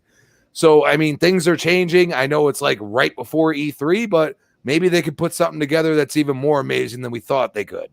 Yeah, no, I mean, that's a great point. Listen, everyone, I'm going to bring you on the back end because then we're going to segue into your tweet. So, Tempest Son, let's get your opinion on this, brother. We talked about the importance of E3, but now I want to talk about wait until next E3. I don't think they could survive from that. And as a diehard Xbox fan, I do not want to hear that shit. I'm going to tell you that right now. It has to be straight up. We're bringing it and we're going to blow people's faces off. What do you think, besides what we think we know, do they need to bring to E3 2021? Are you muted? Sorry. There you go. Okay, I know this question is based off of first party, and I'll speak to that. But honestly, if it's just an amazing show, that'll go a long way, because generally speaking, like the way I see it, if Microsoft has the marketing rights for said game, if it's a third party, it's going to eventually end up on Game Pass. It always does, for the most part. I mean, it's like a given. It just happens. That's one thing. And let's remember, I think Microsoft's best E3 in an extremely long time was 2018.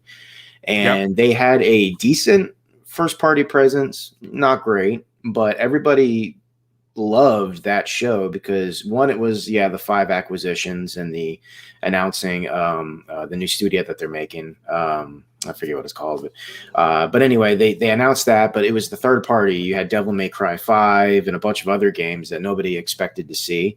I think they can do that. Again, I take it two ways. I think last year, what nobody really mentions too often, when you really think about last year's presentation, I think because it wasn't E3, they did something very unique, and nobody else can do it. But every game that they showcased on that show was launching day and date on Game Pass. Yeah, that's a big deal, dude. Yep. That was a Game Pass showcase more than anything. This is E3. So as cool as that was, it also kind of limited, because not every game is going to be on Game Pass. Not every game will be launching there day and date, So I think this time around, you could see a a broad spectrum of third-party games, and that will get people excited because we don't only play first-party on these consoles. We play mostly third-party. That's the way it's always been. So I think it could be a good show based off of that. But as far as the first party, sorry for the sound. As far as the first party goes, like I said, for some reason I'm kind of like holding back my expectations this time, which is normally I get pretty excited, and a lot of times I get a little let down. And I'm not forcing myself to be apprehensive about the show. It's just this like gut feeling I have, like they're going to hold back a little bit. I don't know why, because now more than ever they don't really have to hold back. As far as what we could see, though, I kind of like asked that question earlier because I don't know. There's so much that they really could show, but like I'm interested in a couple of titles that could be a long ways off. And I also want to see something that I want them to pull a Bethesda with something. I want something to be announced, and I want to know that 6 months later I could play it. I want to see that. I don't only want to see, I guess, games that are years out. So I don't. Who I really, really want to see is Arcane. I want to see Arcane. I can't remember the one that's not producing Deathloop. You're talking about the Austin studio that's making the vampire game. Yes. Yeah. Okay. Arcane. I think Arcane, honestly, it might be a bold thing to say, but I think Arcane is in like the top 3 studios that Microsoft has, period. I think Arcane, I agree. They're fantastic storytellers, dude. Yeah. So I think I really want to see their game. Hopefully it's farther along. Omen, it's called. Well, at least that's the rumored name. Omen. Yeah.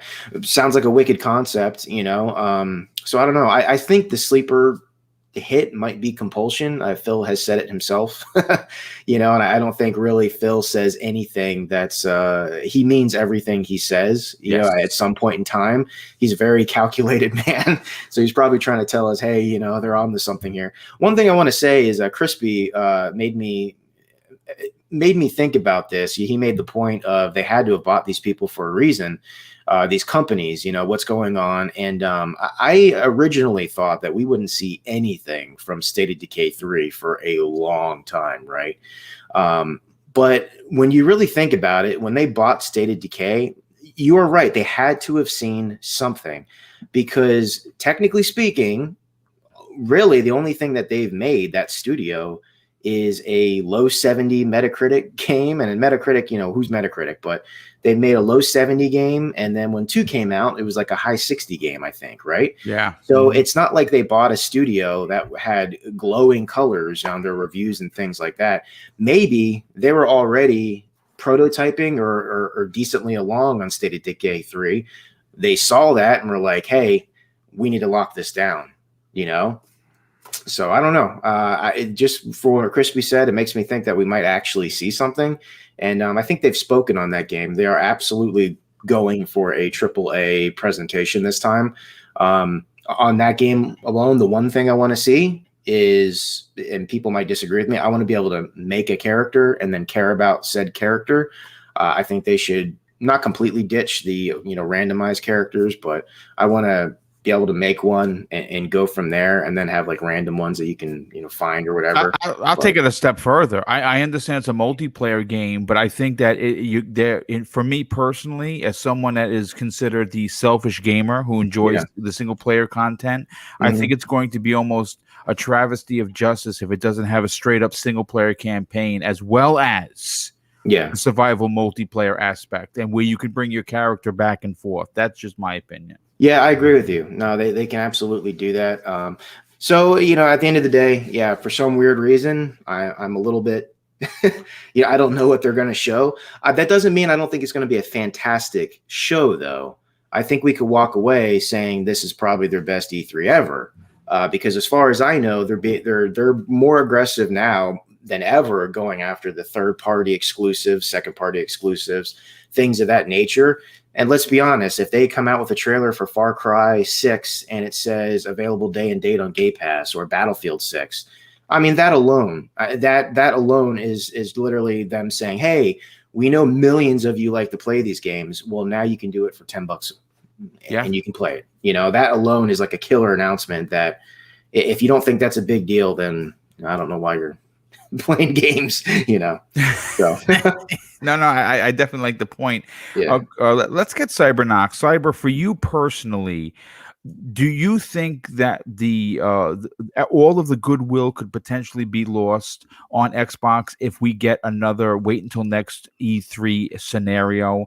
And what first party games for you personally absolutely need to be there for Xbox?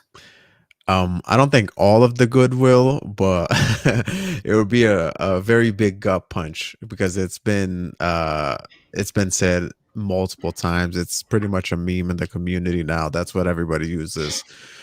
First party, let's see.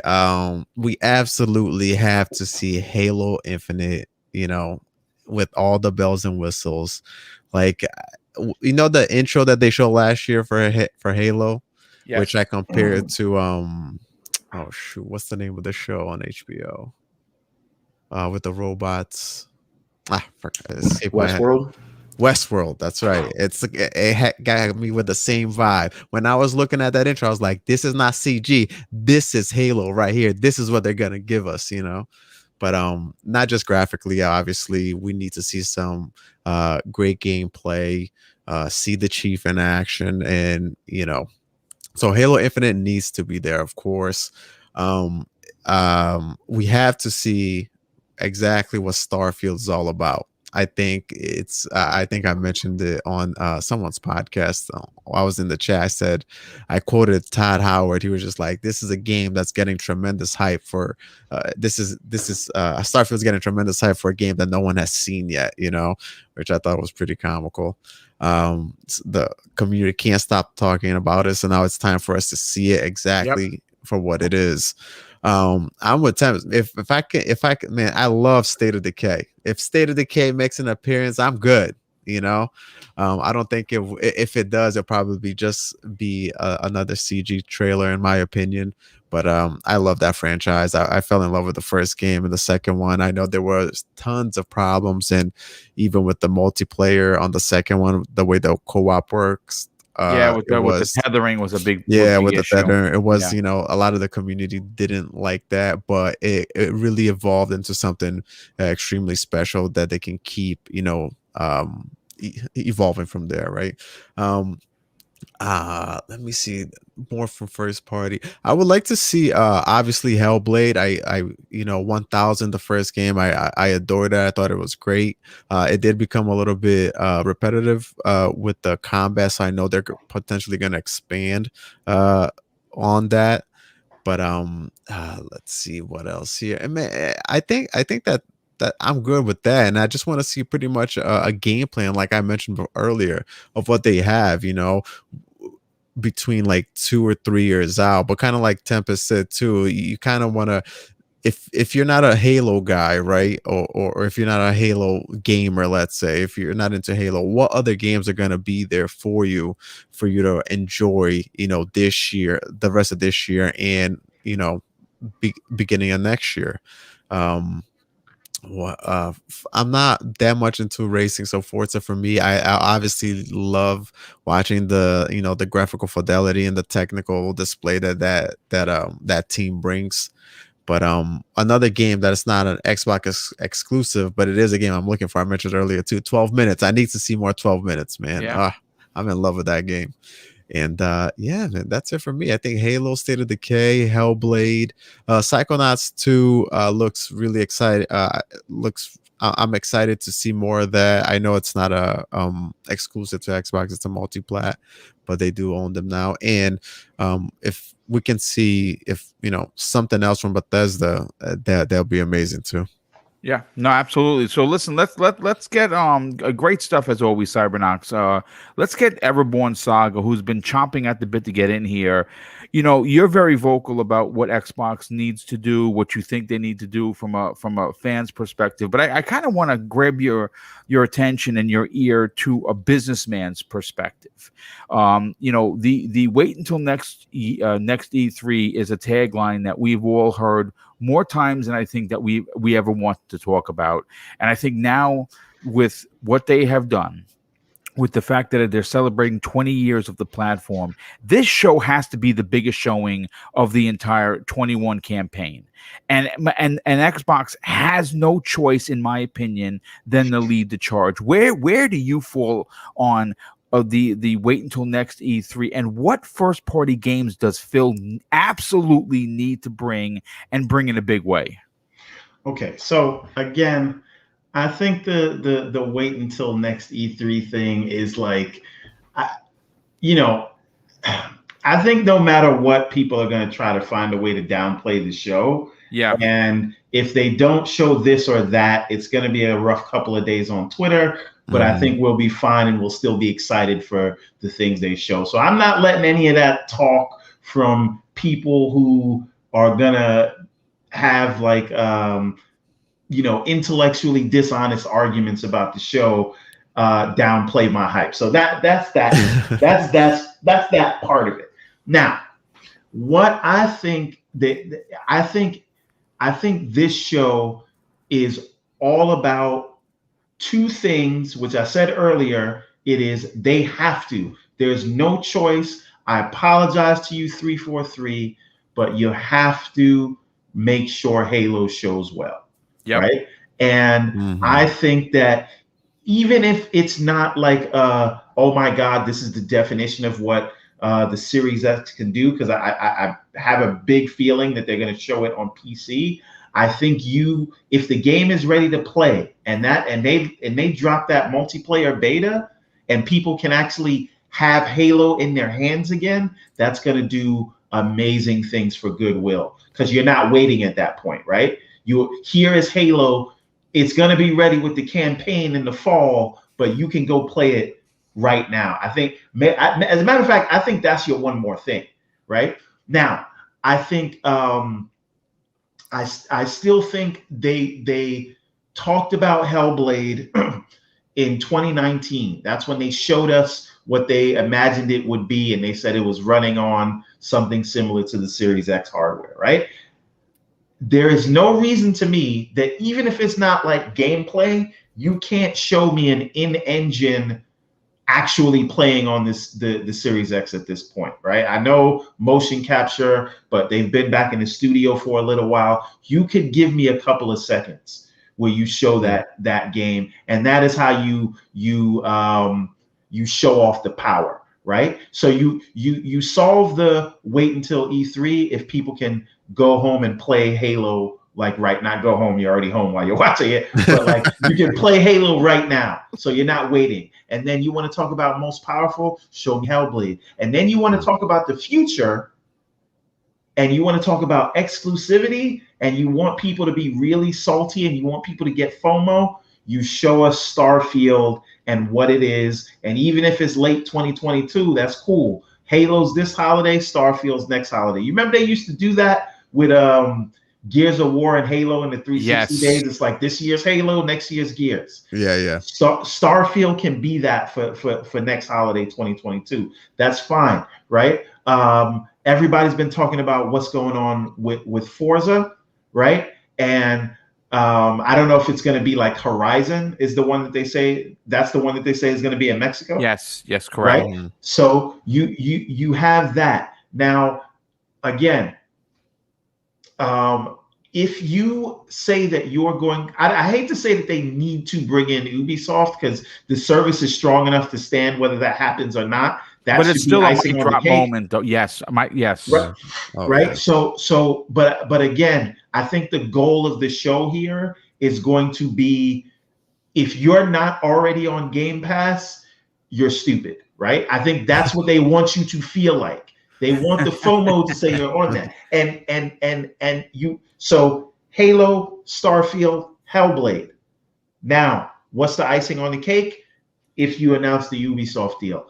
And then the final thing is, this is the final piece to the puzzle. You have your big third-party announcement. Now, I don't know how this Final Fantasy, this is what I'm holding out hope for. This is just me fan capping again. If I know you don't get Intergrade, but what if you get Final Fantasy VII Remake in Game Pass? I don't know Oh yeah, that'd be how great. that works, but if they can do that, I think everybody's in good shape. And obviously, you're going to see Psychonauts. But then, what Mhm. else do you fill out the show with? Hey, here's the gunk. Here's people. Here's someone actually playing the gunk. This is what it's going to be like. Guess what? That'll be out next month, right? Here's Crossfire X. I'm going to play a whole level of Ooh, yeah. Crossfire X.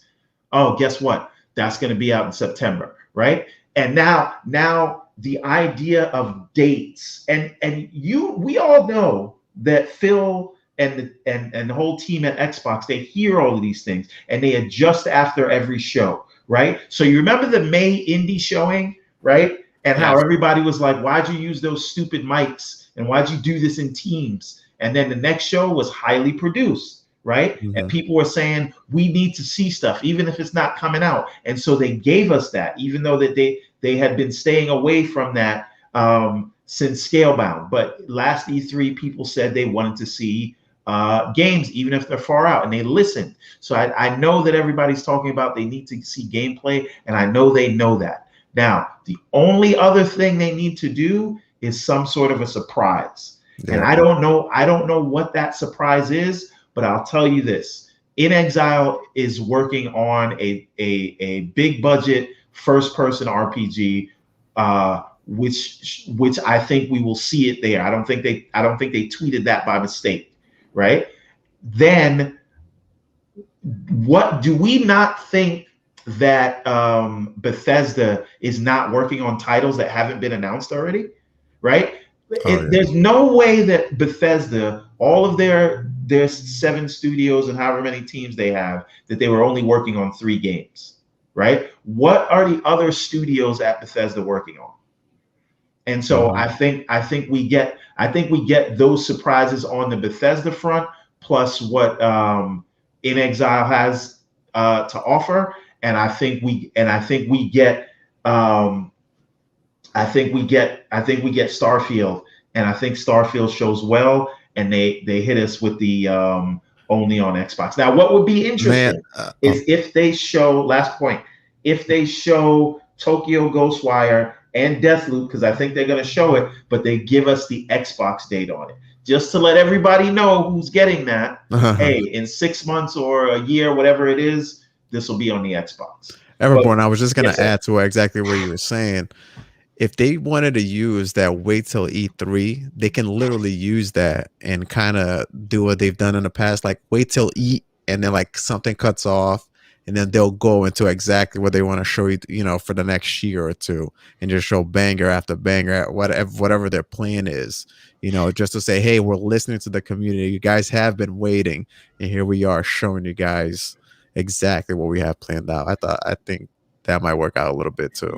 And one other thing, I think we need to see Everwild, like playing. Yes. Oh Yeah. yeah. Absolutely. Like they've been Didn't- showing this thing for like 2 years now. Like Didn't they say they were going to gameplay reboot that recently, though? Like as if they were going back to the drawing board. It looks good, but they still don't know how it plays like yet. So they're kind of going back to the drawing board. Well, they need to make something up. I need to see a sword or somebody do some magic and attack a thing. That's what needs to happen, and they have to show that. That's it. Even if it's only a few seconds. But You are right on the Bethesda thing. Every year, if you look at them, even before before the whole idea of they're joining the Xbox, every year they were good for a few surprises. Even Yeah. after they share everything that we know that's coming, they're always good for a few surprises, including Deathwire, Tokyo, and Deathloop, and all that. That was last year's surprise. They always have some. So Yeah. it stands to reason they will have some this year as well. Hopefully, benefiting Xbox. And some of the release dates have been relatively close to it as well. Sometimes when they announce a game, you can expect it in, now because of the pandemic and stuff, we don't know. But before they used to announce a game at E3 and by the holidays it was out, so. Yeah. No, What is it? God Howard 6-month rule? Yeah, Yeah, yes, right. yeah. That's but listen, I want to be obviously we're closing in on the 2-hour mark, and we want to thank the over 300 people that tuned in for today's program.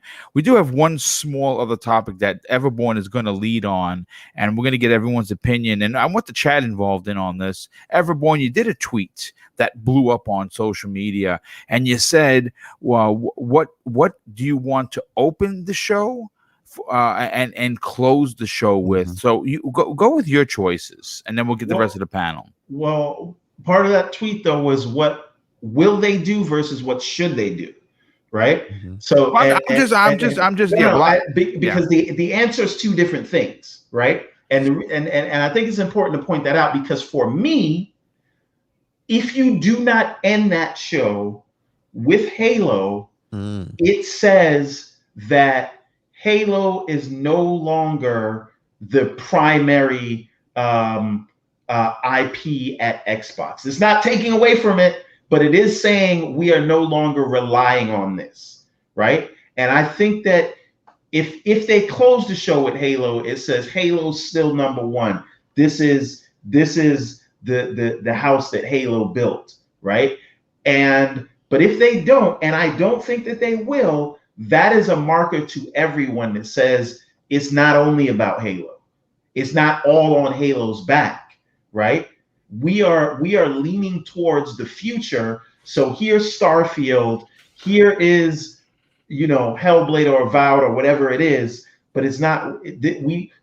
Halo, Xbox doesn't live and die with Halo, and that's what it says if they show it up front, right? But again, that's risky because that's going to set the tone of the whole show, right? So if they show Halo up front and it's not what people wanted it to be, which I think it is, I think it's going to deliver on the graphics front, and there was never an issue on the gameplay front.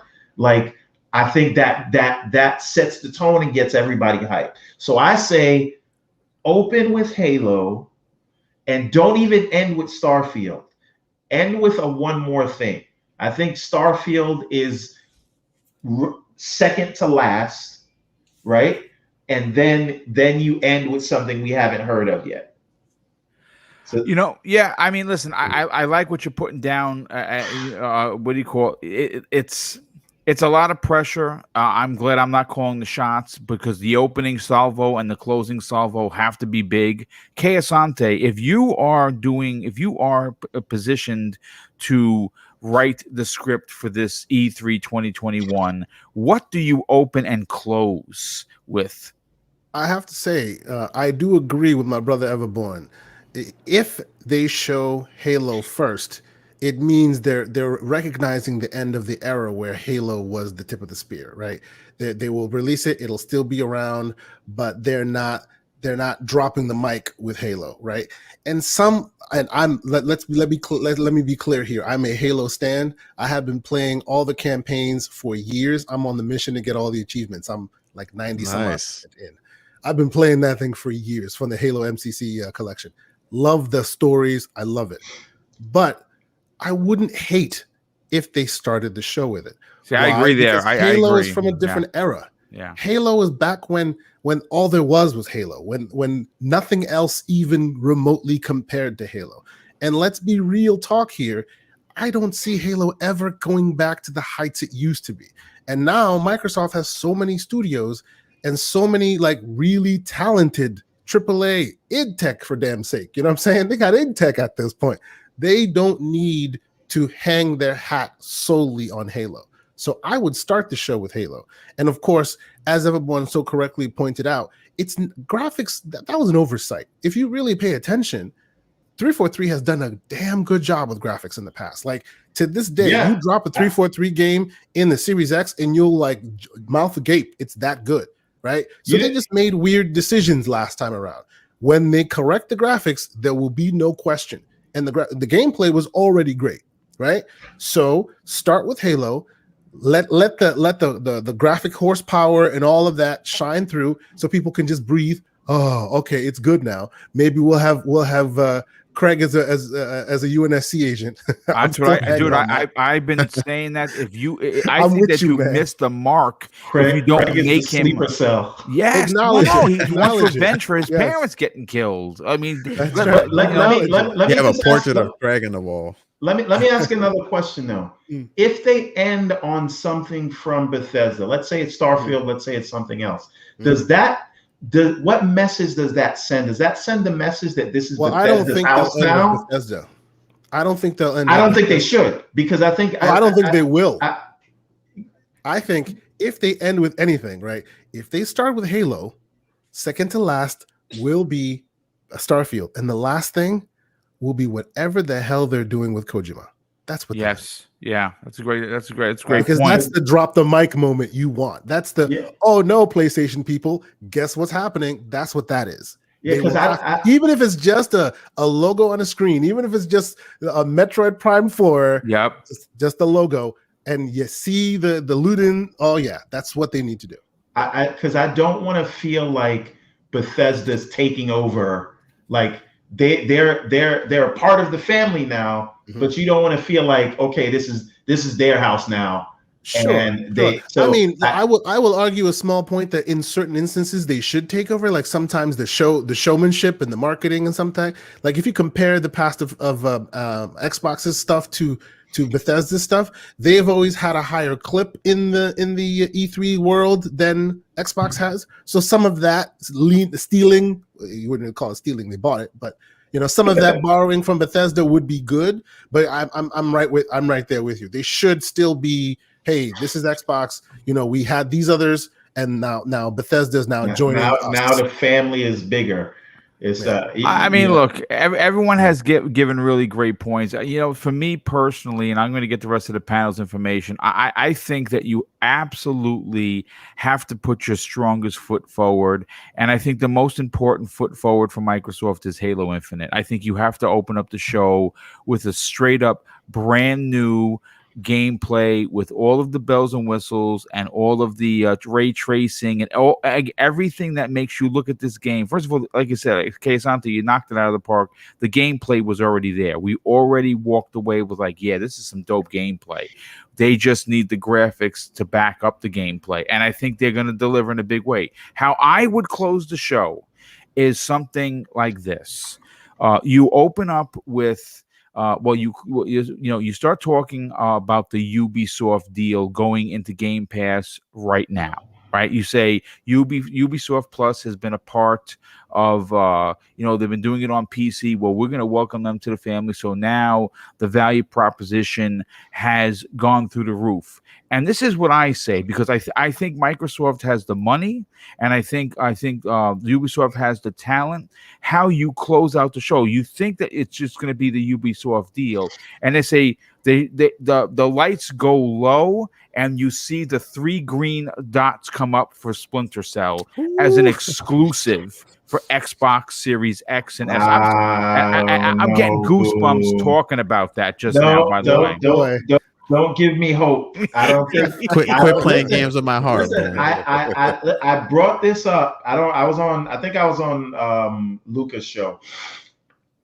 I think that if you bring back Splinter Cell, you do it. You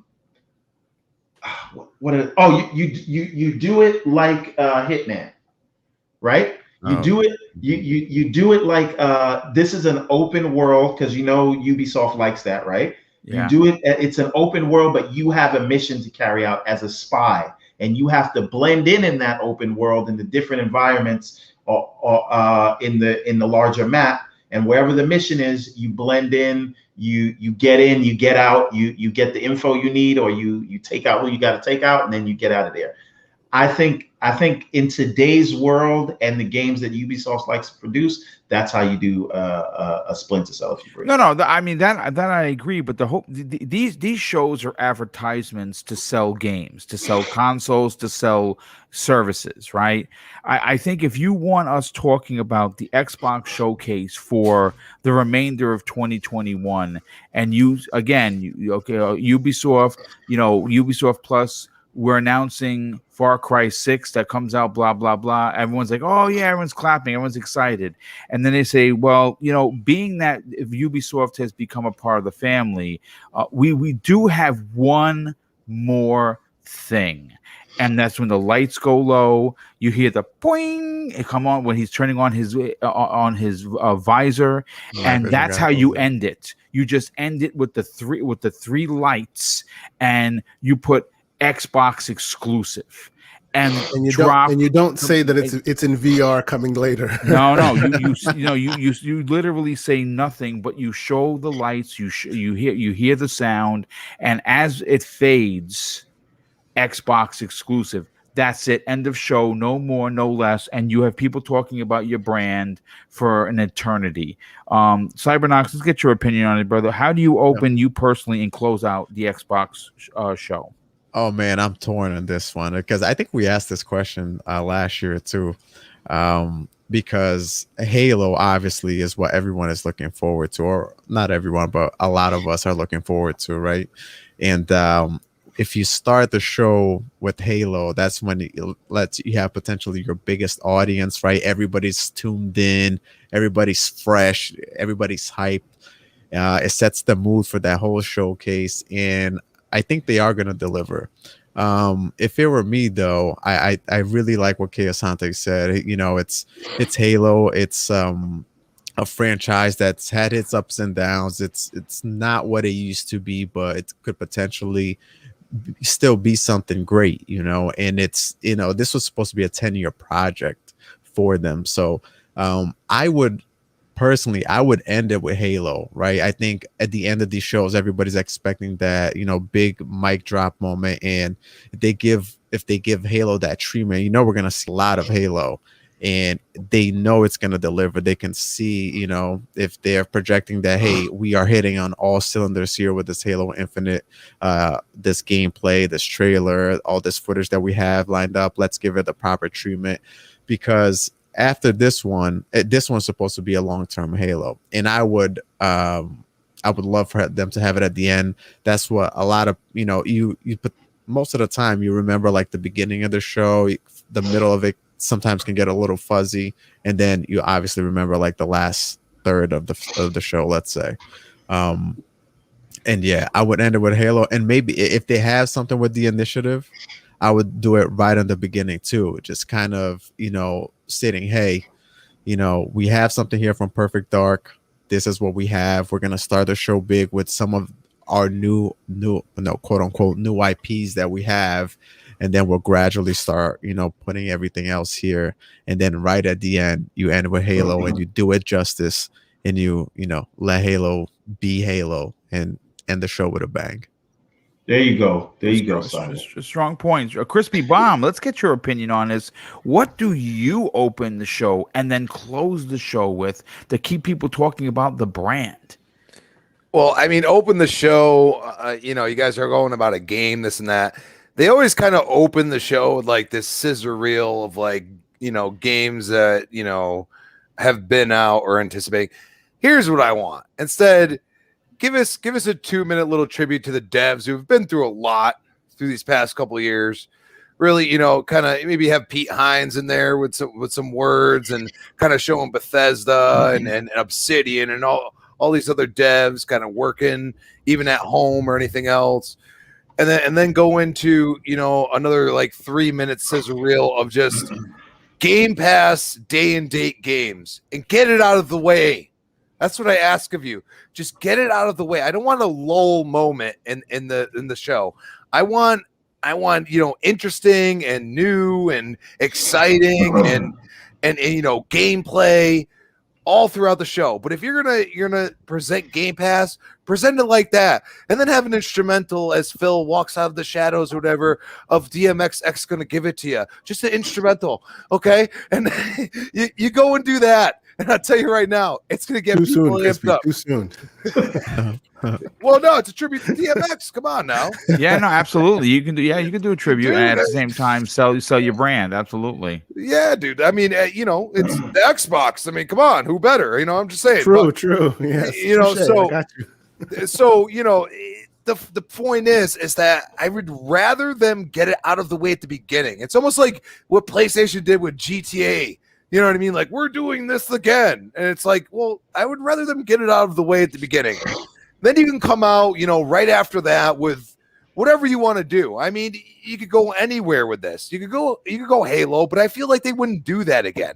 I feel like you're going to get like, it's going to be like a middle part of the show, Halo would be, because they're probably going to take 10 minutes on it. That's what I'm thinking. Yeah. And they're really going to show you, and they might even do like a before and after, even go the same like parts of the demo and stuff. And you know, have the devs on what they've been working on. Like, I'm fine with that, because at this point, everybody's analyzed Craig so much that you got to laugh at it at this point. And to see what they've done in a year and in a few months, like, it would be impressive. You know what I mean? Like let's see what they did. On top of that, like, you got to end with something that you don't expect. And I mean, Splinter Cell, I mean, you kind of got with me a Boom. Like, dude,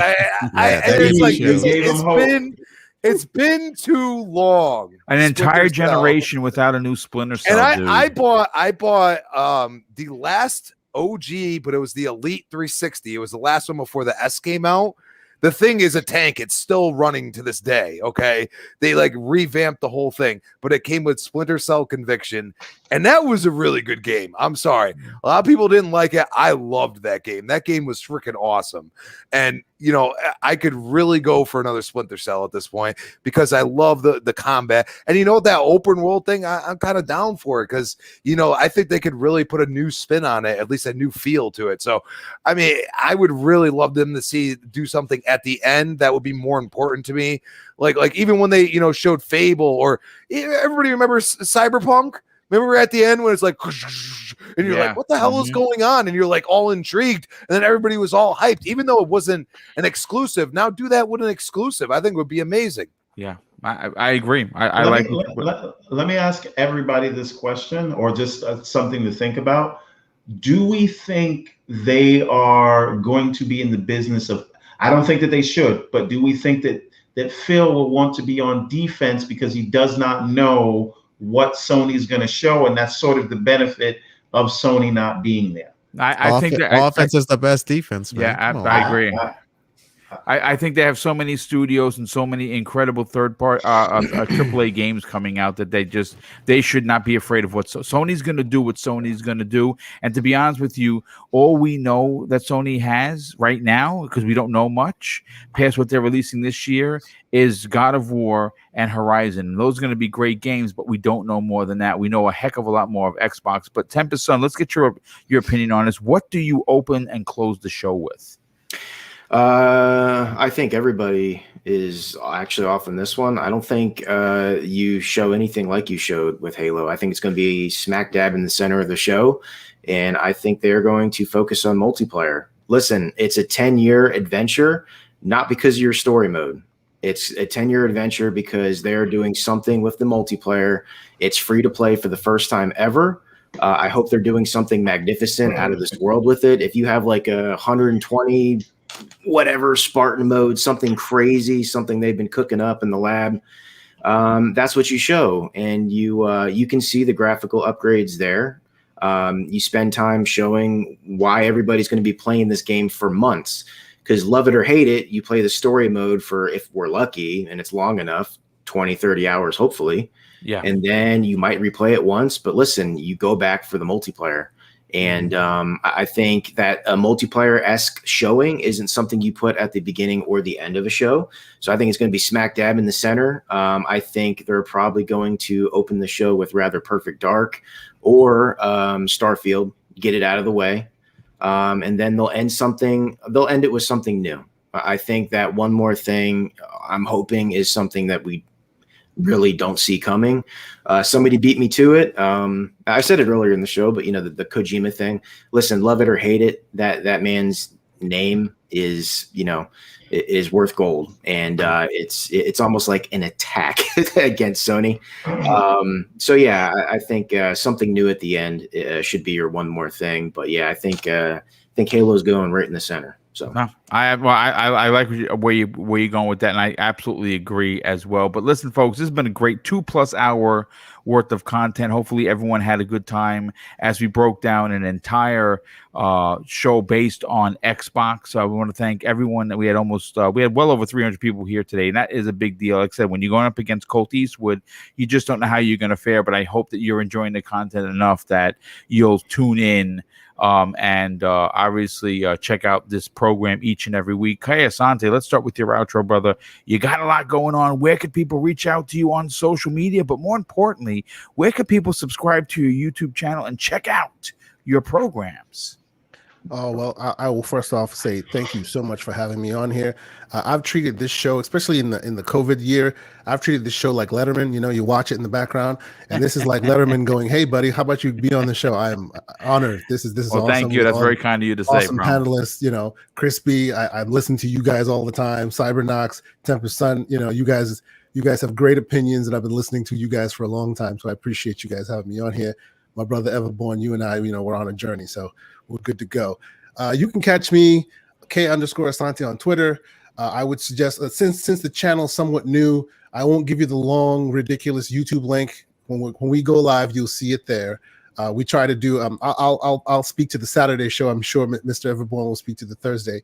Saturdays we like to have like the Gaming Circle podcast conversations. You know, just conversations similar to this, but we break things apart. We take a story and really like deep dive on it for the whole hour. So we like to interact with the chat and things like that. We're growing and building our voice, and you know, we're inspired by the hardest man in podcasting, Mr. Boomstick himself. So we appreciate you guys coming to join us and you know, working with us and helping us grow. Again, that's K_Asante on Twitter. And on Saturdays, we do the Gaming Circle podcast at 10 a.m. And, you know, you can catch it on YouTube whenever possible. So thanks again. I appreciate you guys. And if you don't hear from me again, you'll still see me in the chat. Absolutely. Well, we expect to see a lot of you. I think your channel is going to explode. And I think you guys, what the work you're doing is fantastic. And looking forward to seeing where you go with that. Crispy Bomb, you got a lot going on. Tell everyone where they can reach out to you on social media, but more importantly, what other shows you're on. Always a pleasure to be on Primetime Gaming, and shout out to the chat. Absolutely awesome conversations. Just sitting here relishing in the fact that we are so close to E3. It is going to be amazing. I have expectations for once, and Xbox, you better deliver. But yeah, at Crispy Bomb on Twitter, Crispy Bomb 28 Xbox Live. You can find me tomorrow night, 7 p.m. on the Retro Renegades. Yes, we have live retro gameplay going on. People are playing the games. That's why they're not talking so much. But yeah, and then we got next podcast Thursday, 8 p.m. prime time. And of course, you can find me on Breakfast with Boom Friday, 10 a.m. Yes. Well, listen, we're looking forward to getting back to Breakfast with Boom this Friday. It's going to be a brand new episode. And we already have one incredible guest. Wilmy Hood will be joining us and giving us his raw opinion. I'm also trying to get one more guest so we can actually blow that Friday out the water. But thanks for being here, brother. Tempest Sun, brother, why don't you tell everyone about your YouTube channel that you just launched and about the mission that you have to build every Gundam in the world? Because you're certainly working on it. Because my God, some of those models, dude. Good on you for those patients, especially when you start showing it has 1,100 pieces. Yeah, I know. It's crazy. You can find me at Twitter at the Tempest Sun. My gamer tag is Tempest Sun. And I'll link my YouTube channel and stuff like that. I haven't officially started launching my videos yet. That is coming soon. I got about pretty much 5 kits done now, so I just have to edit the video. I wanted to have a 2-week buffer, so once it starts going, hopefully it's not going to stop. So looking forward to it, and thank you, Boom, and good to be on the panel with everybody again. And wow, before you know it, E3 will be here, and then it'll be gone. So, let's enjoy the speculation town for now. Absolutely. And Cybernox, I want you to tell everyone not only about where they can reach out to you on social media, check out his YouTube channel, but more importantly, check out the Xbox Game Pass Club that he's got going on. I think that is such a unique and different take on how to reach out and, interact with the community. Talk about that for a second.